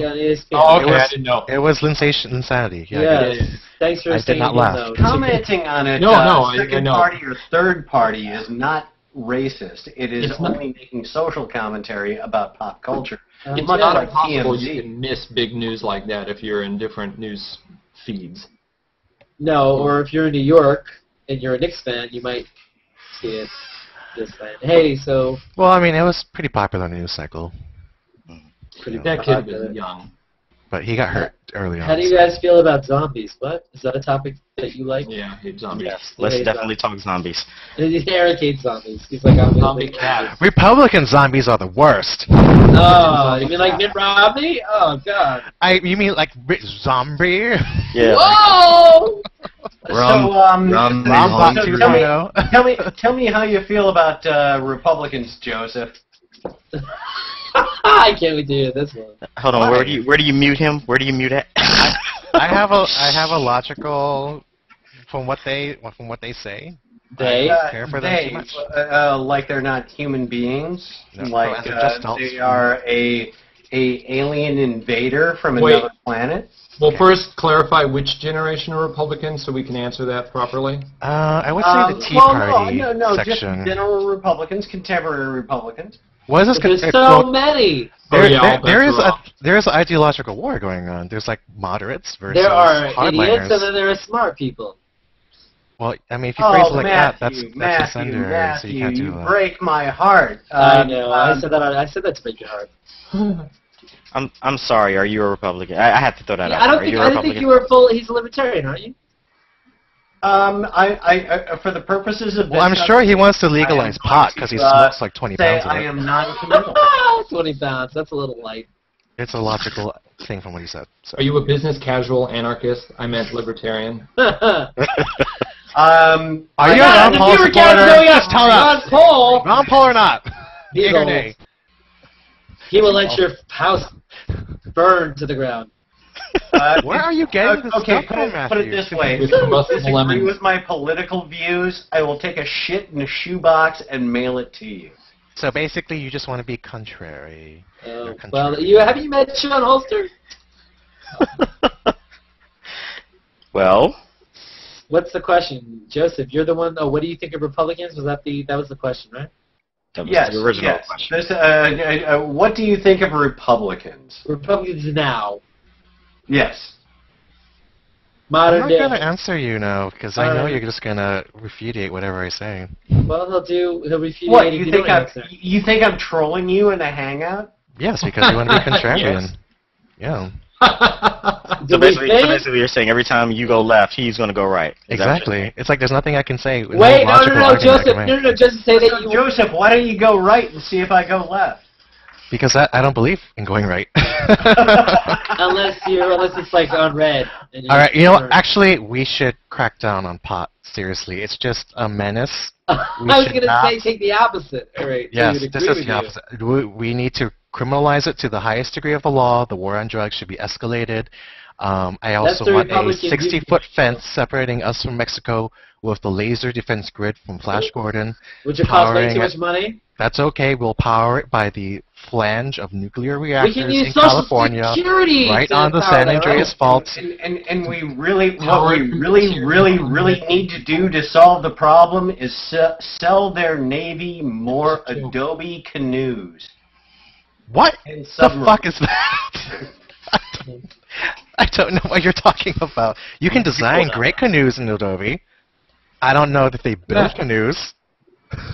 Hey, there was No, a you're- fantastic. But are you street art. wait, give me a ramp up here. Are you referring to Adobe the material substance, or are you referring The to program. Adobe the program?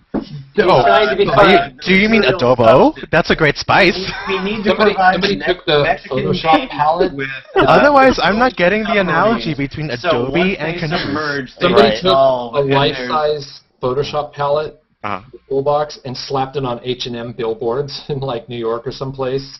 So it was all these beautiful models all posing in clothes, and somebody basically got these massive stickers of Photoshop palettes and just stuck them on, and it just went on to the next one. So there's like this whole street. I really want to see a headline from Mexico City Today or whatever their prominent newspaper is.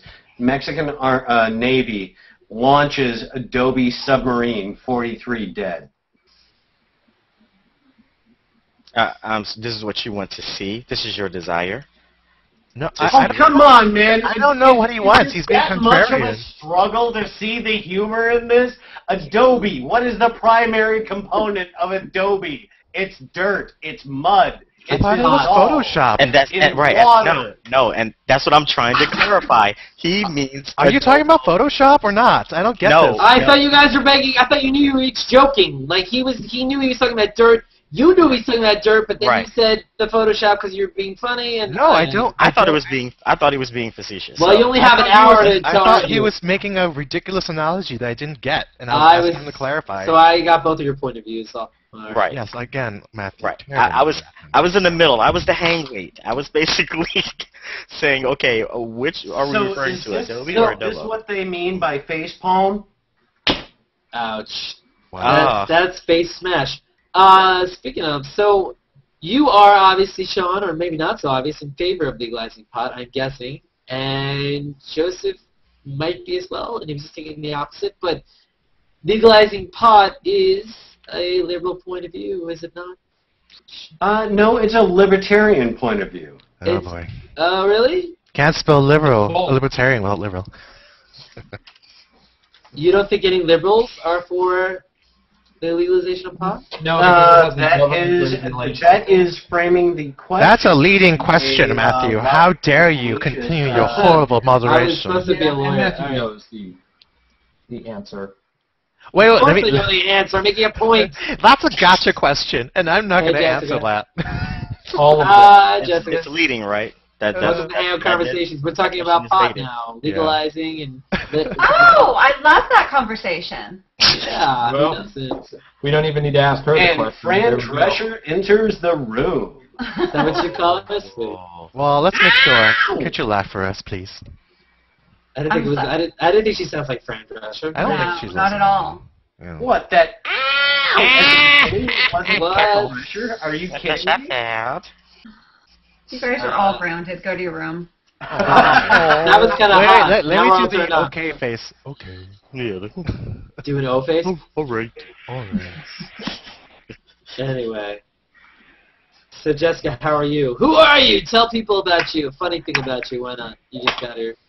I don't have a funny. Well, this is recorded, right? This is broadcast live. This goes out to billions of plus one. Like He's 6 not people. very popular. Yeah, exactly. I'm not as popular as Joseph Lee will be in about 2 months.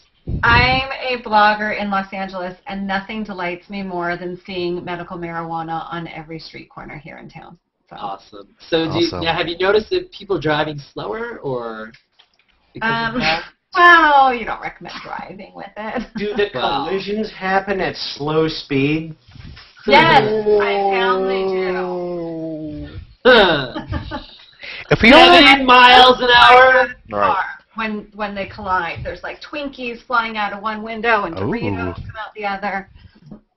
So if a Twinkie impacts another Twinkie within the force, do you get fission and make it? Only if it's organic. Sweet. Organic Twinkies, where? Who saw that? No. If one Twinkie impacts another Twinkie, then you have life partners. Now, there are pot brownies. Are there pot Twinkies? If one Twinkie There are, collides yes, with actually. another Twinkie, do they both cream? Wow. Oh, Sean. Yeah, I went. I'll take a chocolate Twinkie. What? Sean, that's a rib right there. That's a rip or a rap? I'm scared. That's a yeah. He's ribbing now.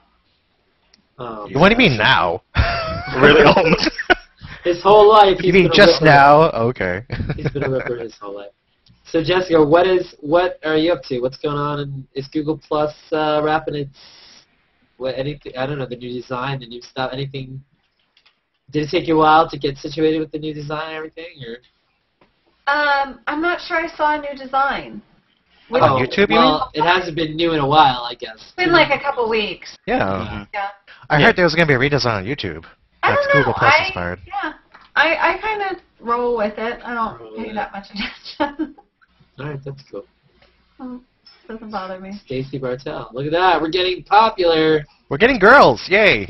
Wow.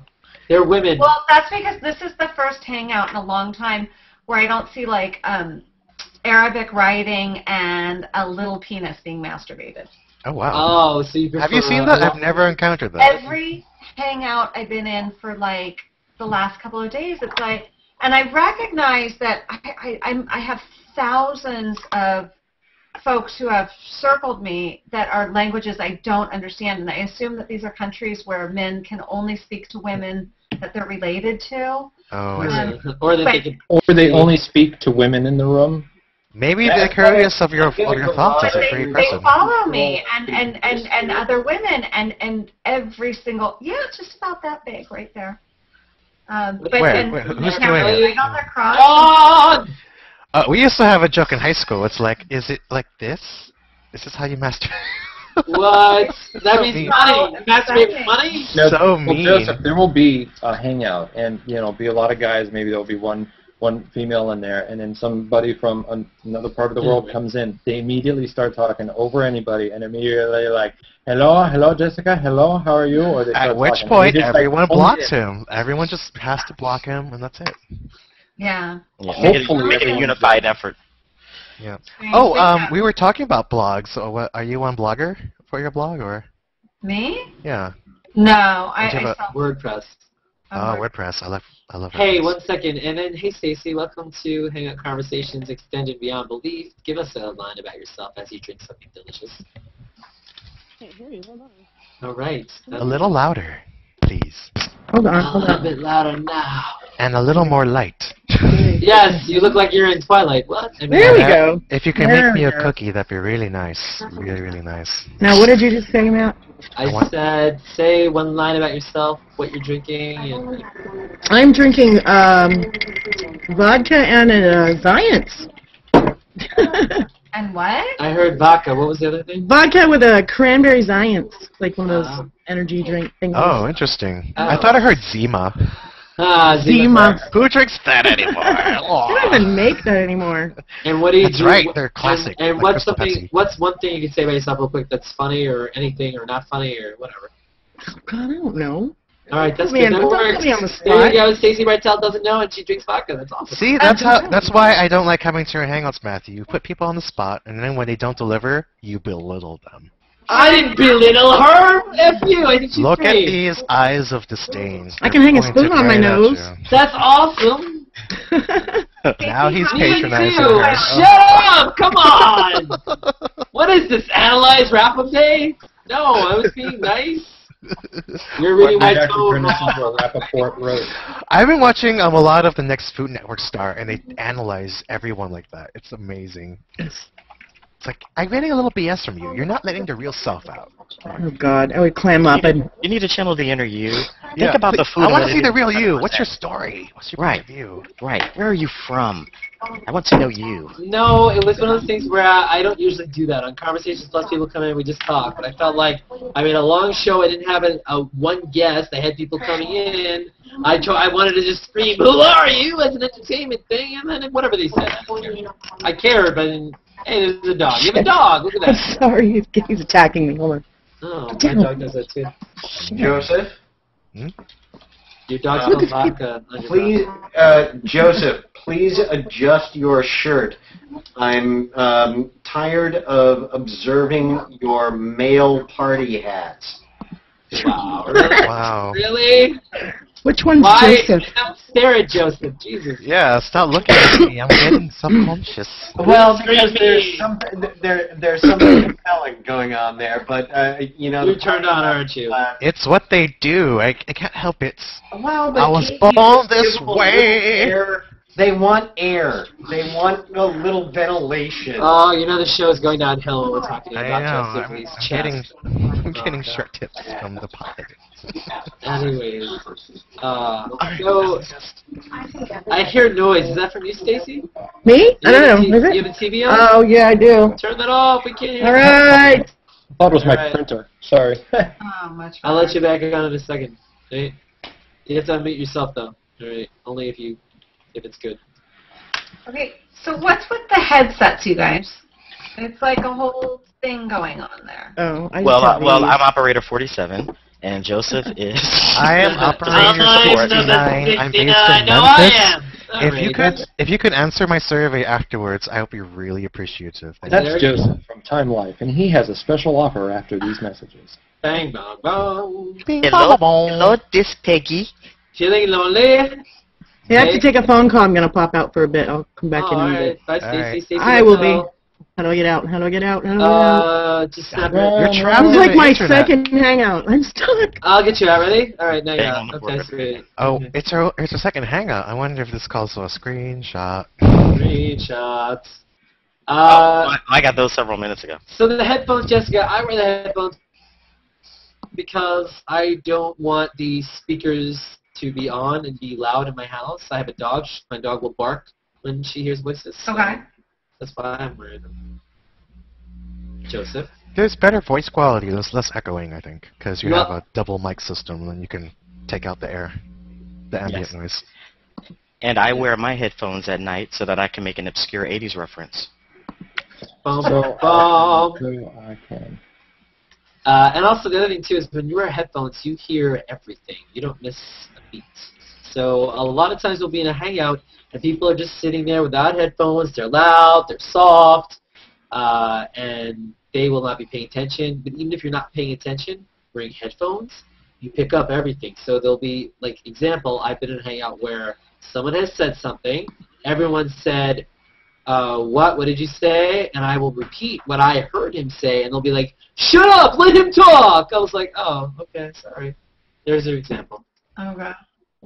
That's because you talk over people, Walter. But how do you even know, how do you even own them? Like, what, you didn't buy them for Hangouts, right? Oh, no, I bought this for a massively multiplayer online role-playing game. I think most people have.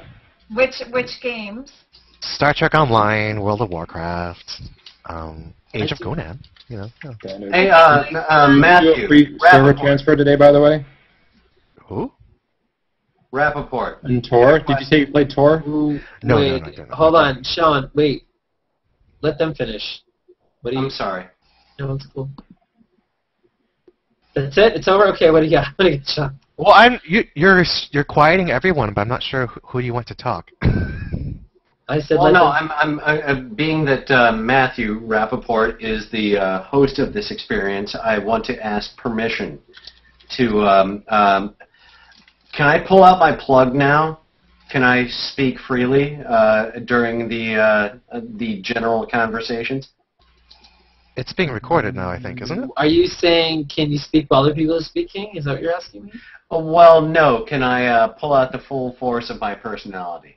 I thought, wait, you've been holding back, really? He's been holding back. The ripping I know you were needs holding to come back. out. You were holding back during Katie. I get that, but now you had the night. No, I've been holding myself back all night. I've been holding myself back all night because I have a tendency to go a little overboard. Does it hurt? I'm asking your permission to actually be myself at this point. I am kind of quite upset you weren't yourself earlier. Bring it. Go ahead. The floor is yours. Be yourself, and let's hear it. Okay. Everybody else, continue on, and my presence shall be made readily apparent at a very uncomfortable moment. I'm going to keep my responses to things that are monosyllabic, but yeah, continue. Are you? As long as it's entertaining, Sean, and doesn't hurt too many people in the process. All right. Well, no, I don't want to step on your toes, Matthew. I don't want to step on your toes. I don't want to pollute your brand. Pollute my brand. Jesus Christ. That would pollute my brand, actually. Why did I say that? So do you play any games, Jessica? Not really. Like, sometimes I play with the kids. That works. That's but actually they healthy. Just kill me, and, like, got Call of Duty or something, and he sits there and he stabs my character 8,000 times. Wow, you play Call of Duties for kids? That's awesome. Isn't that kind of scary to see your kid sitting next to you, stabbing you to death in a game while you're next to him? You usually shoot, not stab. Stab, shoot, whatever. Yeah, like stabbing's actually harder. Well, that means your kid really has it out for you. So.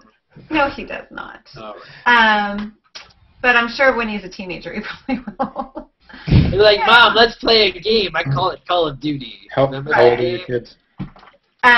My son's 10. Yeah. Wow, that's young. I got a 10 and a 12-year-old. A 10 and 12-year-old, boys or girls? Boys. They're pretty different than girls. Yeah, oh yeah. Just a bit. And are they gamers? Mm-hmm.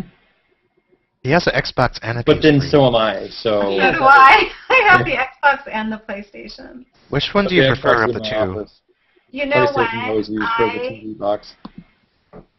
I don't really care, but I really like I'll just do whatever my family's doing, but I really like the Kinect for like a day when I can't get outside, because I'm home most days and I do a lot of writing and stuff, and I just need to move my body, but I don't have time to do a whole lot else. And so I'll be out there like doing those games where you go through the blocks and shit. Let me guess, you're doing the grease dance one. No, I don't do the dance. I am such a white girl. Nobody should ever see me dance. Oh, come on. It's cardio. No, I do the one where you like fit through the blocks, or you go through the adventure game and you jump and stuff. And then it takes pictures of you, which are humiliating. This one. Awful. Ah, stop it! Yeah. I don't want to... Connect Adventures. That's the free one.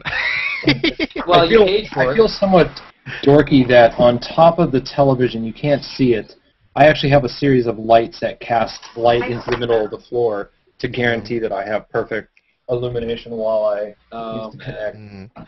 I actually modded the camera for the PS3. Oh shit. Sorry. To carry the Kinect on top of my televisions, because I think it's better if it's higher than lower to calibrate, if you're tall at least, so you can see more. Oh, I have a small living room. I've been having good luck with one of those wide angle, the yellow lens that goes on top of it. Like, is that aftermarket edition? Yeah. It's crap. So in your opinion, the Kinect is worth buying, yes or no? Yeah. Anyway, anyone's opinion, all of your opinion. I think everything is worth buying. It just depends how much money you have. Well, I don't think I mean, PlayStation Move, I don't think it's worth buying. Yeah, I haven't been too thrilled about the Move. It's kind of been... So does Kinect blow away with a Wii and the Move? Well, they're different, all different beasts. They're not... Well, Kinect is so much better than the Wii. Have you tried the new Zelda game, Skyward Sword, with the Wii emotes? It's very intuitive. I like that a lot. Like, every slash is important, you know, when you use your sword and shield. The Wii gets probably the least amount of traction. Move requires you to hold a sensor. What's the thing that actually strikes me about the Kinect ecosystem is that the support for Windows now and working that technology into laptop cameras, I was very, very surprised that when the Kinect came out, all these hackers came and just reverse engineered and hacked the crap out of it and did whatever they wanted. Microsoft, amazingly, was like, yeah, that's some pretty cool shit. Here's an SDK for Windows. You know, where did that happen? Everybody's suing everybody else, you'd think. So, granted, they're not Apple, but whatever. So, yeah, so there's an SDK that you can get for Windows, and people are writing apps for it, and I think an Asus laptop is going to be the first one with a Kinect sensor because of how it reads the room and how it understands the environment around it. I think, though, like, for something as intimate as a desktop experience where you're close up, did you see the Kinect-like sensor that can track the Leap, right? I think the Leap's supposed to come out at the end of the year. Right. I think for experience as intimate Because you're close to your screen. You're closer. Like only 2 feet away instead You of don't 6 have feet. the arm space. Exactly, you're right there. I mean, I can put up my arms. The only things you can move is your arms and your torso. Intimate. Call me old school, but I think the word intimate should be reserved to bumping uglies. You know, maybe a little bit of fellatio, a little bit of. I am so sorry. I used the wrong Wait term. a second. Wait a second. You mean holding hands? Okay. But I'm not. I'll change my word to up. Holding hands is more intimate than fellatio. All right. Would a closer proximity be an adequate replacement for intimate, sir? No, he wants an engineering term. 2 feet, Engaging. 2 to 3 feet away. There's. It's mathematical. It's very. Actually, I think Mr. Rice, I do believe that I inserted my permissions to refer to anything and everything in a lowbrow sexual manner earlier. All right, you can't say intimate. You need to say near spatial proximity. Yes. What about intricate? How's that? No, it's not intricate at all. You're just sitting in front of it. Only. Okay. Okay. Way to derail, Sean. He's here. Anyway, I think the leak is going to connect for Sean, your tongue because of its accuracy. And the thing that's going to be tough about these the gestural UI people are going to have trouble selling against is that when you put something like that out in front of people, they jump to the conclusion that somehow we want to remove and eliminate every other input device, and all we're going to be doing is this in front of the computers all day, which is silly.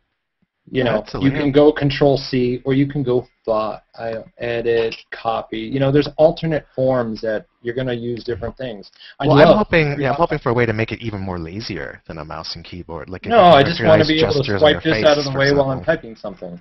Yeah, exactly. And then be like, I want to know when you nerds decide to describe some sort of intricate digital experience as biblical. Hold on a second, Jessica. We'll check out iWriter.org. What is? Yeah. So a friend of mine is just a very artistic guy, and he one of the local like kind of taggers, graffiti artists here has ALS, and so with ALS you stop having stop being able to move your body, sort of starting from the outer limbs all the way in. And ALS, that's Lou Gehrig's syndrome. Lou Gehrig's, yeah. So the last thing that he was able to move was his eyes.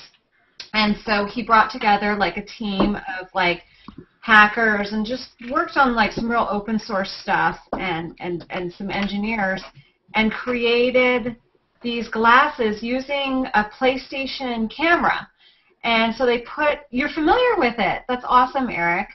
Yeah. That's the kind of thing that I'm like. I love all that. Oh my God! Well, so this I'm gonna is my put the friend kids to bed while you Nick, tell the story because I've already heard it. All right, cool. I'll stage it. All right. But so basically, what they did was they just got some glasses, $5 glasses from Venice Beach, and put this camera on it, and the camera tracks his eye movements and then creates light on the wall so that he was able to communicate when he could no longer speak, but he could write on the wall with light.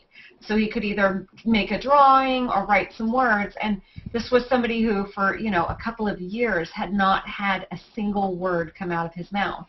And this iWriter gave him and other people with ALS their voice back. And on the site is instructions for how to build it. You can do it for with Radio Shack parts. It's really I think it's the best of the web, and it's the best of gaming, and it's really it's just really impressive. I was really pleased to be. Did you hear about the wheelchair that was controlled by the brain, and also being able to send words just by measuring the synaptic pattern that you have in your brain? No. Basically, if you have a particular type of synaptic pattern when you think of things like letters and images. So pretty soon, if you record all these, you can actually mind read. They were able to, in the MIT study, someone was able to spell words just with their mind alone and project it onto the wall. It was like really cool. And now they can use it to control wheelchairs and breathing. So they're able to do that with people who are already unable to speak? As long as there's still brain activity, for sure. Yeah, the synapses are still firing. Because that's like everybody's worst nightmare, I think, to be like Trapped in your body. That doesn't work for you. It's like when you're in surgery, right? And you can like you feel like it. You're awake, yeah. Can't move. People have talked about that. So, but yeah, thanks for sharing our writer. I will share it. That's pretty awesome. It is pretty awesome. Do you think Google Glass could be modified to work with that? I wonder. I would think. It depends how much they allow. You would need a second camera to track the motion of your eye, but they did say it recognized gestures. So I'm wondering if the if you like in the mock-up video, when he looked at a certain place on the GUI, it opened that window, so it tracks your eye movements. Voice. Exactly. So if you have a virtual keyboard and you look at a certain key for a second and it'll type that, you could probably send texts with just eye movements alone, you know? I guess you could do that, but I think it'd probably be quicker to just use your voice, but I guess if you can't speak... If you can't speak, though, I mean... Yeah, but what do you think... Like your eyes are the last thing you can move. Right. So for that. I just meant for the glasses, yeah. Yeah. So, no, did you have more to say, Jessica? That's okay. No, that was just... I'm fine. I was going to talk about Google Glass in general because you brought it up. Just, do you guys see that as something that you definitely want to buy and use and wear, without a doubt, or? I know Jessica wants to buy it because she thinks everything is worth it if you have money. Right, she did say that, so she'll be happy. I do. I'm going to buy it. Okay, you guys, I'm like, will you buy it? I put a case on my phone because I love it when it breaks and I get to buy one. Wow, are you kidding me? Oh my god. Do you have insurance on it? No. How much money do you have, Jessica Gottlieb? Oh my god. Not very much, but The I blog do is that good. like new technology. I guess, yeah. Do you like Star Trek, Jessica? Uh-oh. She's married, by the way, I think, right? What? I don't, but I was sitting with somebody that was on Star Trek this morning. That was on Star Trek, but I don't know who he is. An actor? Was it Brent Yeah, Spiner? an actor. He's one of the dads at the school. Oh, wow, cool. And he was telling me he has all these fan pages, and I'm like, why? Why? Oh, I was on Star Trek. So, do you have any idea what the dad looks like? So we Um, can figure it out. Was it a very vanilla. old guy or middle aged? As bland. I mean, he's nice looking, but I don't know. Oh. No idea. It could have been Brent Spiner. No, or is he too old? Well, you know what? I'm sure she'll find out now. She should be curious. Probably but anyway. not. School actually ended today, so Yay. I actually wouldn't have cared except that you guys mentioned Star Trek. That's as close as I come to watching Star Trek. I'm sorry. I don't think you should put her in your Star Trek circle. I will not do that. What about Star Wars? How do you feel about Star Wars? I have a Star Wars circle. I saw Star Wars. Oh my god. Jessica, you look like you're a young person. Oh, good. That's Okay, just a love. All that Connect workouts. So like all the Connect workouts. I actually tried. They have this workout program like the Biggest Loser, and I tried some of it. It gets you really. It's like a pretty big workout, but you have to really. On the Connect? Yeah, on the Connect. I haven't done that. The stuff they make you do. Oh my god. It's easy for them to say. They're not here. So, but wait, when you're playing Connect, do they treat it like a game? When you do it right, you get points and all that, so it's fun, or? Yeah, you get an achievement for doing 50 squats. Like, it tracks you. Like, if you don't do, like, all the way up, it'll know. It knows, huh? It knows. Really? Yes. Does it knows. track? It tracks like does Connect overall do what like Wii Fit does? Does it track your whole like progress on it? Wii Fit? Yep, you give it your height and weight, and then you go through all the exercises. It'll make up. It'll tell you. It'll ask what your goals are, and then it'll give you exercises that'll help attack those. So if you make your goals like like really, like I want to weigh one whatever, and then they really. No, it's not those kind of goals. Like, do you want to gain mass? Do you want to lose weight? Right. Do you want to be able to run farther or have more stamina? That sort of thing. Yeah. So in that space behind you, that carpet behind you where you're sitting, that's basically where you play. Yeah, that's why I got this carpet for the Connect, because I mean I needed a space to actually lie down and be comfortable. Before it was this horrible IKEA crap that was rough and you couldn't dry clean it or regular clean it, so that was gone. Do you find yourself like running around your room a lot, or it's just a little space? It's not a little space, yeah. I do find that when I'm really into it, the carpet moves, which is unfortunate. You need to like tape the carpet down. No, really, like if you get into it, like this whole place is torn apart. It's ridiculous. You really need a big space. Where are you? Because I see like you have a big heater there in the corner. That's an old style heater in the apartment. He's in Boston. I'm in Boston. Yeah. Oh, okay. Where are you? LA. I'm in Los Angeles. I don't even know if my house has heat. Yeah. We are representing New York, Boston, LA, and Eric's in Portland. So. Aren't you afraid that everything's gonna sink into the ocean eventually? Not when she's maybe like a long time from now. All right. I'm just curious because I would be thinking about that sort of thing. When was Jessica? How often do you experience earthquakes? Even minor ones, like once a month, more or less? No, I don't. I mean, maybe a couple a year, but I mean, when you say a minor one, like there was one last month, and I thought that like a truck was just unloading stuff. I mean, it's really, what they call an earthquake. It's not. There's no reason to be ruffled by it at all. I mean, but if it was like a 6 or 7, it would definitely be worrisome. Maybe. Oh yeah, I mean, but we haven't had that in like 20 years. That's when you should expect it. I was kidding. Right. You also have. I mean, I want to live in LA and try LA. I mean, it's only fair. You get earthquakes and we get hurricanes all the time. So Jessica, have you been to New York and the East Coast? Do you have experience with the East Coast at all? Or? Yeah, I'm there pretty regularly actually. And so, how do you compare New York to LA? Can you, or it's too tough because you've never lived here? It's just two totally different lifestyles. I don't, Mm-hmm. I mean, I definitely think that I like to avoid the whole middle of the country. Hey, oh my God! The breadbasket. Well, they're not all bad, but yeah. It's not all bad. It's not all bad, but the like, barbecue's great. Chicago. I think yeah. But I was Chicago. just talking about New York versus LA as far as like living and pleasure. Well, I'm in New York probably 3 or 4 times a year, and it's very, very expensive, as you know. But more expensive than LA? Oh, significantly more. Wow. Yeah.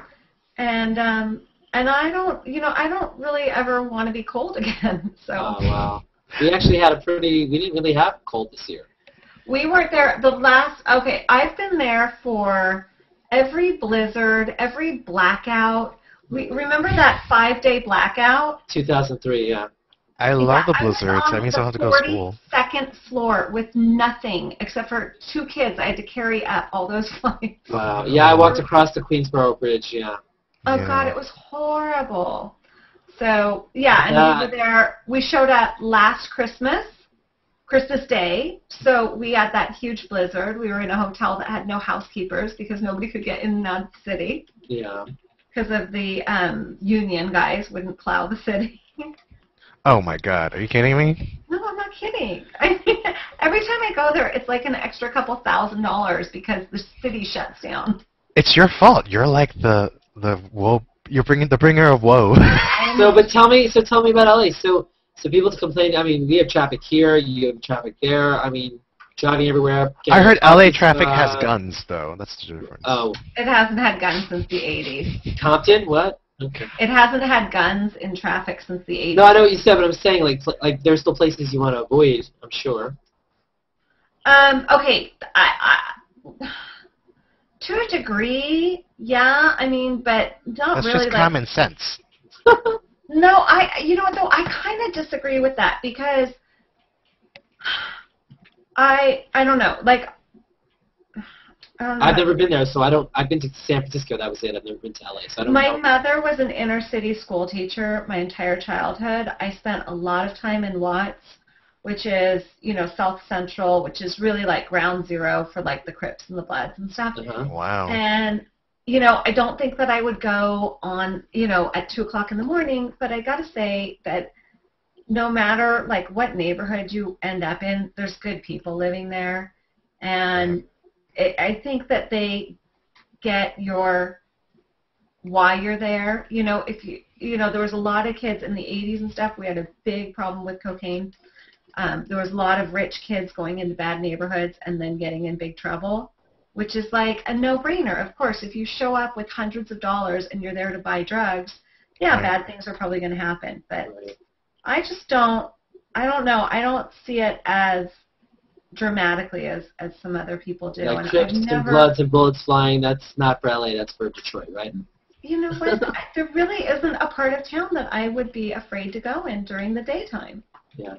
I wouldn't go to Skid Row at night, but I think that people... Skid Row, where is that what it's called? Like, is that like, what is that specifically?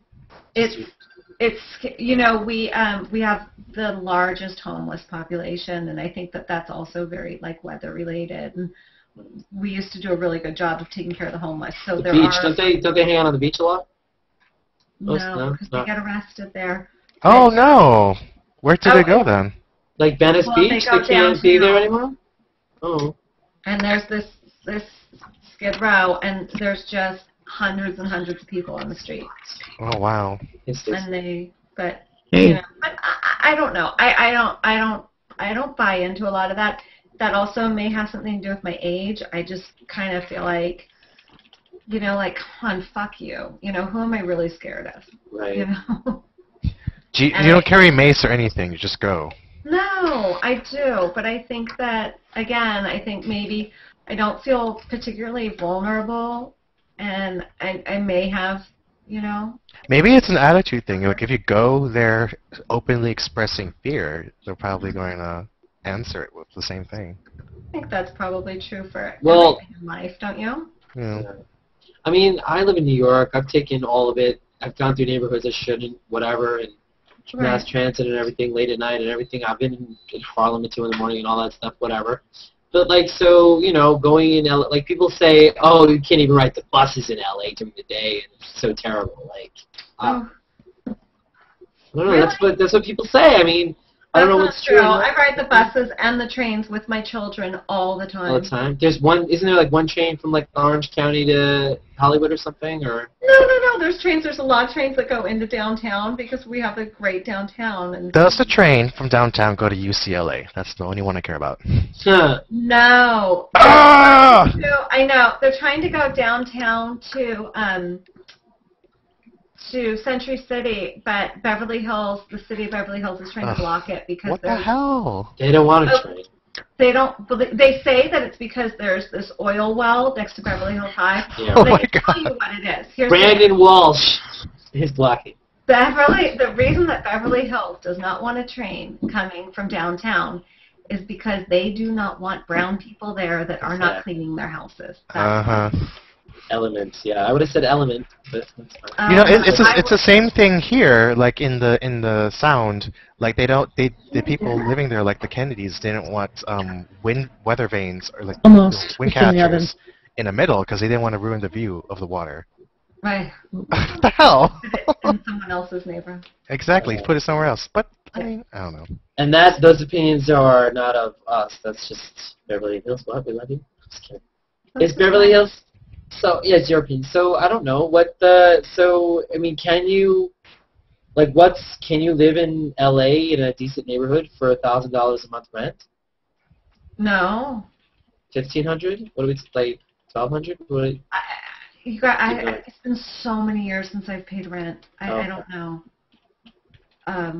That's good. That's a good thing. Because you're buying all this technology. I know, right? No, because we own our house. No, but I don't know what rents are, but I know that I don't know that I've ever seen anything close to $1,000. I can tell you that when I was in college, 1987, my first apartment was $1,500 a month. Wow. In 87? Yeah. And it was a really good apartment, though. New York is more expensive. I'll tell you why New York is more expensive. You guys pay city taxes on top of state and federal. So you guys are giving up way more of your income. I mean, Manhattan, if you want to live in a nice part of Manhattan, you're going to pay $2,000. Not Chinatown. If you know the right people in Chinatown, you pay like $1,000, right? No, I said a nice part of Manhattan. Oh my God. Chinatown is. I'm sorry, that little lower East Chinese food Chinatown. is more American than apple pie. everyone's had I'm Chinese. not saying it's terrible. Chinese food is like Jewish food. I'm sorry. Right? It is. What the hell is Jewish food? Everything. We order Chinese. That's what we do. Oh, right, because it's open all the time. I can't believe. So wait, was your apartment We don't huge? cook well. I know. Hey, some of us do. I've had matzo balls. They are so tasteless. They're just like wet, soggy. Matzo balls does not represent everything we cook. All right. I've No, had and- gefilte fish. Gefilte fish? What the We hell? don't cook that. It's Ah. processed. Okay, whatever. Okay, but you have to have better matzo balls because you probably Alright. went to some place gross to have them. They should be really small and really light and really fluffy, and they should have sat in the soup overnight so they taste like chicken soup. They should taste good. I'll try that. Not These dry. matzo balls are huge. They're like this big. I only like Those them are all. gross. You were in a restaurant. You're in Ben's Deli. Yeah, I got them at this Jewish place called Rami's. And Is it a Jewish place? yes, there's a Jewish neighborhood next to me. There's a Oh, 'cause you're Judaica Boston? 2 blocks away from me. Yes, in Brookline. In Brookline. I was going to say, my family's all in Brookline. Oh my god, that's so funny. Nice. Yes, the Judaica. It's like such a Jewish neighborhood. It's so funny. Your matzo balls should not be bigger than a golf ball. Otherwise, that's good they'll to just know. taste like lead. Okay, I'll definitely You say. can always break them up. But I did like the latkes. That was pretty good. I like Potato latkes. pancakes, yeah. Hash browns. Yeah, they're good. Anything potato is good. It's hard to Yeah. mess that up. There's that. Fried potatoes. Joseph, you're unhappy with your color here? What do you mean? The chat? Oh yeah, well I mean everyone was like a nice shade of blue and green and red, and I'm purple. Oh god, mine's like mustard. Mustard? What's you? Type something in chat. Mustard. That's weird.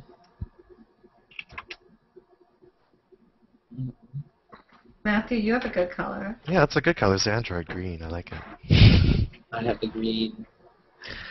Everybody's the same color on my screen. That's Oh weird. wow, you have the grayscale version of Chrome. The grayscale. No! I'm very curious about, like, I clicked through to your, G Plus profile. How come you have everything kind of locked down like that? What do you mean locked down? Well, if I click on it, There's nothing there. It won't show me any posts. Really? About. Oh, I see some photos. Do I only really? see I don't photos. know. There's no posts. There's Yeah. nothing. I have no idea. So it seems, I guess, that your posts you've only shared with limited audiences. Circle. You know, I don't post publicly. No. Oh, okay, that's why. Yeah. It's fun. Come on. It's a because you know what? Honestly, it's a work thing, and Oh. I can't. But you can't post publicly even if it's something that's totally innocent?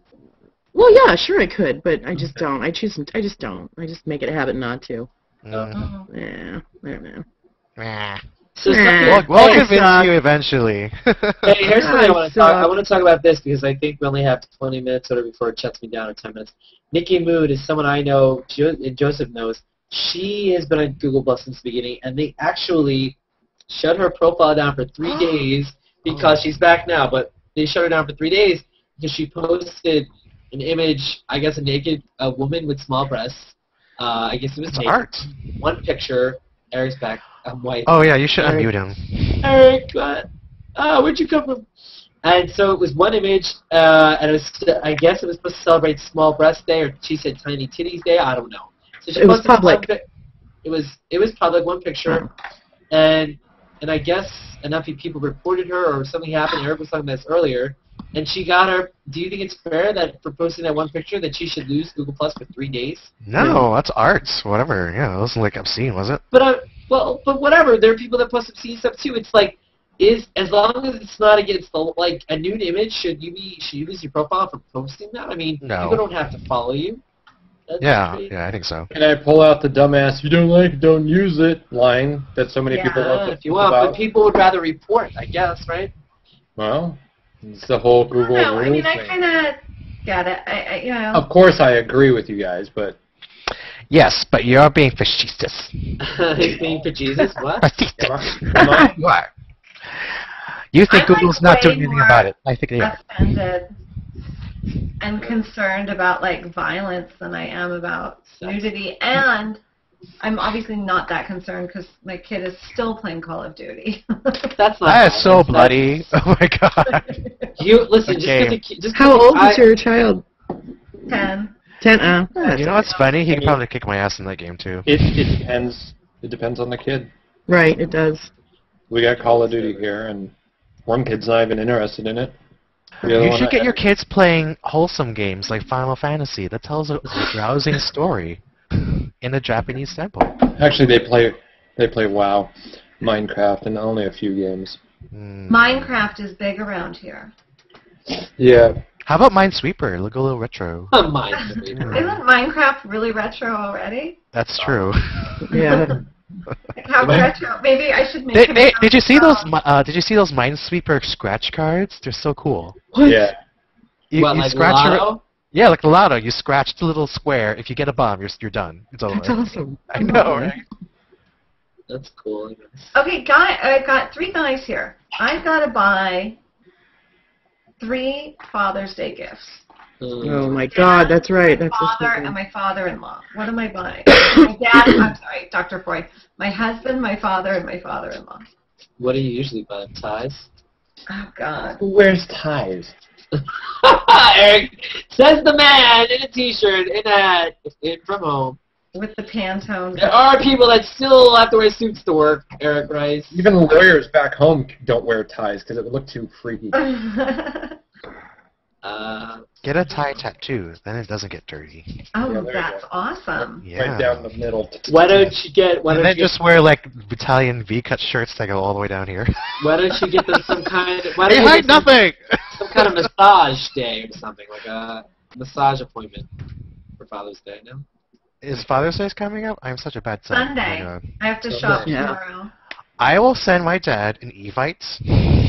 That's nice of you. An Evite.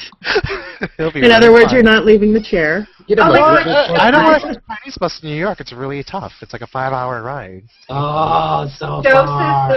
have you been on Fiverr? You can get one of the guys on there or one of the girls to like sing a Father's Day song for like $5. He would hate that What? so much. You know what? What if he sang it in Chinese? I know what he's gonna do on Sunday. He's gonna go to Chinatown, gamble on mahjongs, chain smoke, and then go home. That's his thing. That sounds like a wonderful day. Any way I can do to facilitate that, he would love. So I will maybe send him some Money? cigarettes.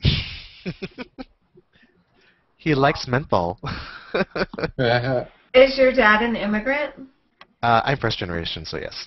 Okay. Yeah. Do you feel American? Oh yeah, totally. Joseph is more American than apple pie. I'm totally more American than apple pie. I wouldn't Who's have- had apple pie? Honestly, come on. Okay, bacon cheeseburger. I don't know. That doesn't count.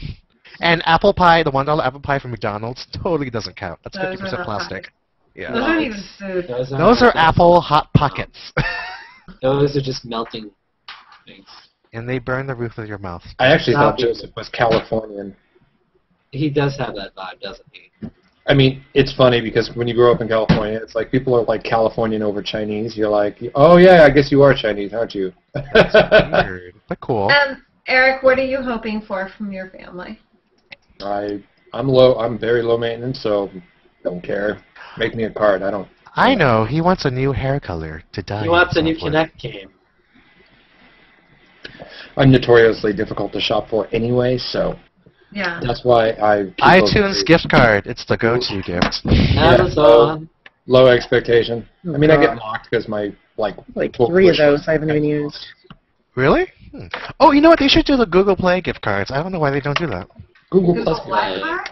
Google Play. Come on. It's where you can you can buy books and movies, Of course, rentals. what exactly would that do for me? But I can't find But my you can card. It's his money. You can access it anywhere though. It's not just on your phone. It's on anything for browser. as well. Yeah, I'll stick to iTunes and Amazon. Okay, that's nice. I mean, although I have Android apps from Amazon, I have Android apps from Android Marketplace, and then I have iTunes apps.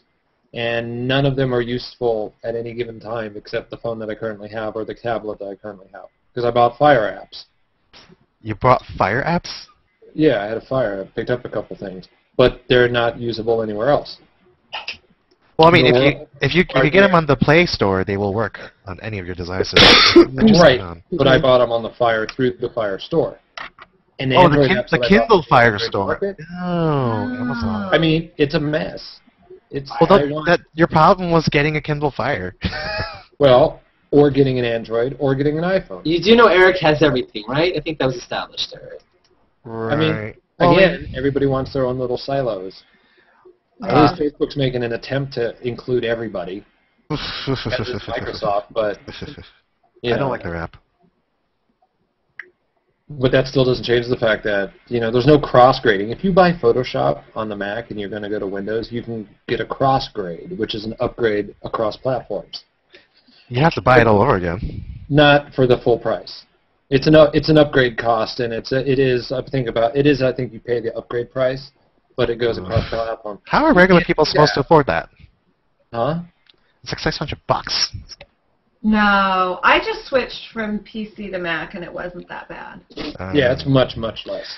I get it through work, thankfully. So I was able to, yeah. But there's no cross-grade for apps. So the cost of switching from one operating system to another is...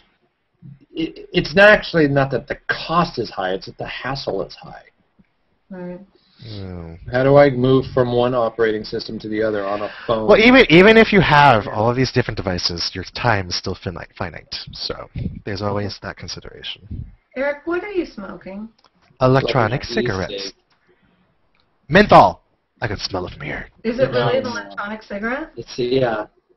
Yeah. It vaporizes the chemicals right into your lungs. It's so much healthier. It's water vapor, and it's propylene glycol, vegetable glycerin, and then nicotine. Now, so Jessica... minus 197 other chemicals that are in a normal cigarette. So I've been 4 months off of normal cigarettes. Think about this. You stick in some chicken broth in there, stick it up a turkey, and now you have a juicer marinator. Marinator. That's you don't want to eat that turkey. I was surprised, though, that it was pretty easy to go to this, which is slightly different, after like 22 years of smoking. Oh, wow. Have you tried, what's the longest you tried without the e-stick? This? You tried, just not using it for a day? He wants you to go cold turkey.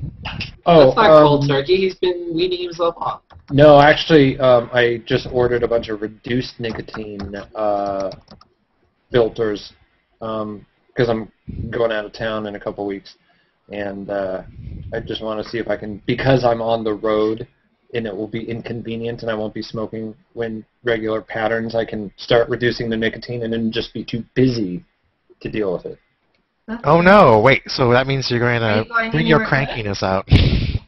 Not really. I'm not terribly a stress smoker. I'm very much a habitual one, so if my schedule is disrupted, I can go for quite a while. So, yeah, every smoker's different. I'm not necessarily, it's got to be high, hard stress. So you've never just for the heck of it tried one day not using it? Oh, I a couple times. Do you find yourself adding salt and pepper to your meals? No. Okay. I pepper cantaloupe and salt watermelon, but... Joseph is taking a survey. No, it's because when you smoke, you do kill off your taste buds, so to recover the taste, a lot of smokers... No, I've never had that happen. My sense of smell, my sense of taste is... Yeah, very nuanced. I think I'm lucky. I think I caught it just at the right time, right? There's still hope. Knock on wood for you.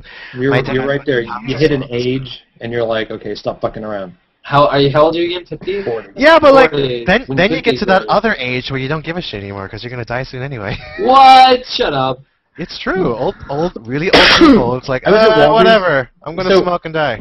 That's not what I think I told you that my state is the second highest state behind yours for cigarettes. And yeah, they're like $7, $8, $9, whatever bucks a pack. I looked and I was at Walgreens and cartons are like $79. I'm like, that's how much it costs to fill up my tank. I'm like, how much does that cost? A carton of smokes for like $79. But it's worth it because you need it. $80. So what's your state? $8 a pack. Oregon or Washington. Well, I'm in Washington, technically. Are the roads of Washington wonderful? I guess. They have you to thank you for it. Thank you. You know. Oh, from the tobacco taxes? From the taxes, yeah. That's how you pay for it. them. Do tobacco taxes go for roads? In New York, they do. Our gas taxes are as high as California, so there's no difference in price from the Bay Area to here. I was kind of like, but I make up for it in how much it costs to register my car. Oh, how much does it cost to register a car? Back home, it would have been $400, $500. Here, it's like $50. Oh my God, where is home here in California? Yeah, in Bay Area. Oh God. But He's in Northern California. And I got a different. brand new car too, so that's nice. What do you have? A Prius. 2012 Jeep. Jeeps. Oh. Well, I we asked do have Casey, a Prius too. I asked Casey to describe you in one word. She said Jeep. What does that mean, though? Repurposed army vehicle? Just if you're watching still, this is Hangout Conversations in hour number 4. You're a champion. Oh my God. I'm leaving now because I need to sleep. It's almost over anyway. Okay, good. I'll be the trendsetter. Hey Joseph, before you go, can you read the last 5 people that added you? How do you know who's the last 5 people that add you? You get the notification. I just click on the notification. You just click on add to circles. Why? They might not wanna. They might not wanna. They're never gonna watch this. Come on. Here, I'll make it easy. I'll give you one. I can't even pronounce these names. If Joseph can pronounce All right, I'll say Stacy de facto. There you go. Jessica. Oh come on, people what? people that added you that didn't know you before they added you. Oh my god. Okay, Merosity Doctor, and he has the Guy Fawkes mask on. So that's kind of edgy. I like that. Sung Wong Park sounds Korean. No picture there, so judging by the name. Daisy Tyson, boy or girl? Boy. It's a girl, and she's making this kind of face, which is kind of nice because it's the opposite of duck How do face. you know it's really a girl though? Did you look at the profile? Her profile picture. I can tell. Oh, because iStock photo doesn't exist. Wow, you are really internet jaded. Google search doesn't exist. Arturo Zamudio sounds... I don't even know what that sounds like. So far, there hasn't been a name that was in Arabic. That's interesting. Yeah, no Arabic names. There's a name I can't pronounce. Andy's a Googler just added me. Nice. Yeah. He actually... Okay, that guy's real. We have 5 minutes. Look at that. Oh my god. That guy's not real. I want to go look. That guy's not real. You're not a real person. Well, I mean, it's nice. See, like, okay, here's an example of Google listening to the users. It's really easy to make a fake name account if you wanted to. So, yeah, make an alias. John Smith. Lunar Disco. Oh, that's Nicky Moon. Is it? But honestly, though, I think I would trust a pseudonym a lot more than a real name because I can't figure out John Smith. My name is so common, it's already a pseudonym. Right. I mean, Bunny Humper 69 versus Scobalizer. I think I know who I could probably trust. Are you saying that Scobalizer is Bunny Humper 69? No, two different forms. If 2 people followed you, one was named Scobalizer and the other one was named Bunny Humper 69, I'm thinking you could probably make a good assessment about the people. John Smith, John Edwards, what? What does that mean? Nothing. I mean, shit, your name Joseph Lee, really? Come on. I could be Joseph Lee. No, you can't. You could be Jane Lee. Oh, yeah, Jason Lee. You could never be Joseph Lee. Yeah, Jason Lee from Clerks. Yeah, Jason Lee's not Asian at all. Lee is the Asian Smith. We own Jason Lee, well, maybe Jason Lee has some kind of Asian. What do you... I mean, we have, like, certain famous non-Asian Lees, like Uncle Spike. Why can't you spell it L-I? Spike Lee, yeah, Uncle Spike. Uncle Spike. Who is also a director, just like Uncle Ang, which is really It does. fun. Do you think that Spike Lee has any Asian? You know, we're all African in the end, okay? Let's just put it out there. We're all African. We're all one. We are all from Africa. I'm serious. So. You guys have a huge amount of people that have circled you. Define huge. Joseph will be getting 5,000 to 10,000 people adding him daily. It's insane. They put me on the suggested user list. Oh. What category are you on in the suggested user? Fun and interesting. Wow. I was a little miffed that they don't have a science section because I do. They wouldn't put you. They do science and technology, or don't they? No, they don't have a science category. I'm surprised technology isn't science technology because art. Technology is they combine photography and art into one category, which is kind of wrong. I can see that. Auto is kind of retarded. It's airlines and cars. That's it. Like car companies and airlines. There are a lot of people that are really into cars, not me. So am I, but I would think something a little more. Do I have to subscribe to every car company by following a category they suggest? That doesn't even make sense. I would subscribe to a car company if a car. What about Motor Trend?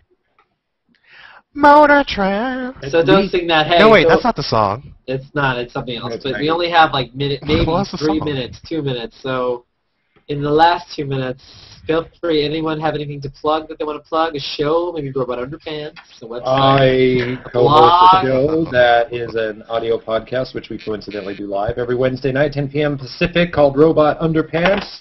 Woo! And I'll be on tour in New York City coming up last week in June. Sweet, I should. Now, what are you going to be here June 30th, by any chance? Yeah. Do you know that there's a Google anniversary photo walk that day, or you could care less? No, but I'll probably schedule around that so I won't conflict. All right, that sounds good. That's Eric Rice. And Casey, who was on earlier, is part of Robot Underpants, right? Yep. Oh, follow me on Twitter at Eric Rice. Or Spin. Right. Don't circle him, though, because he won't circle you back. All right, Jessica Gottlieb, you have a blog. You're a blogger, a few blogs. I do, but I don't really care. You don't care? I don't need any more followers. I just don't. I'm so... Well, I mean, you should at least describe it so that if they're interested, they will come and comment. JessicaGottlieb.com. Oh, I guessed it. Oh my God. Is your email like so-and-so at jessica.lee.com? It is, yeah. That shows that you're an internet pro if you have your own domain. Internet pro. I am just savvy with a Gmail account, and my dad has a Yahoo account. It shows you what he is level as. Oh, wait, but if you get AIM or AOL email, then you know that there's just no chance that it's your legacy. those original AOL accounts, they're worth so much, I think. I wonder if it'll just stop, or I'll get like a 30-second, 10-second countdown. I've never gone this far. That'll be interesting. Remember that longest running Hangout, the marathon one? Ugh, yeah, they would disgusting. like take turns, and they got a New York Times article out of that. So just because Is there a time limit on these? 4 hours. They never used to be, but they it's pretty good.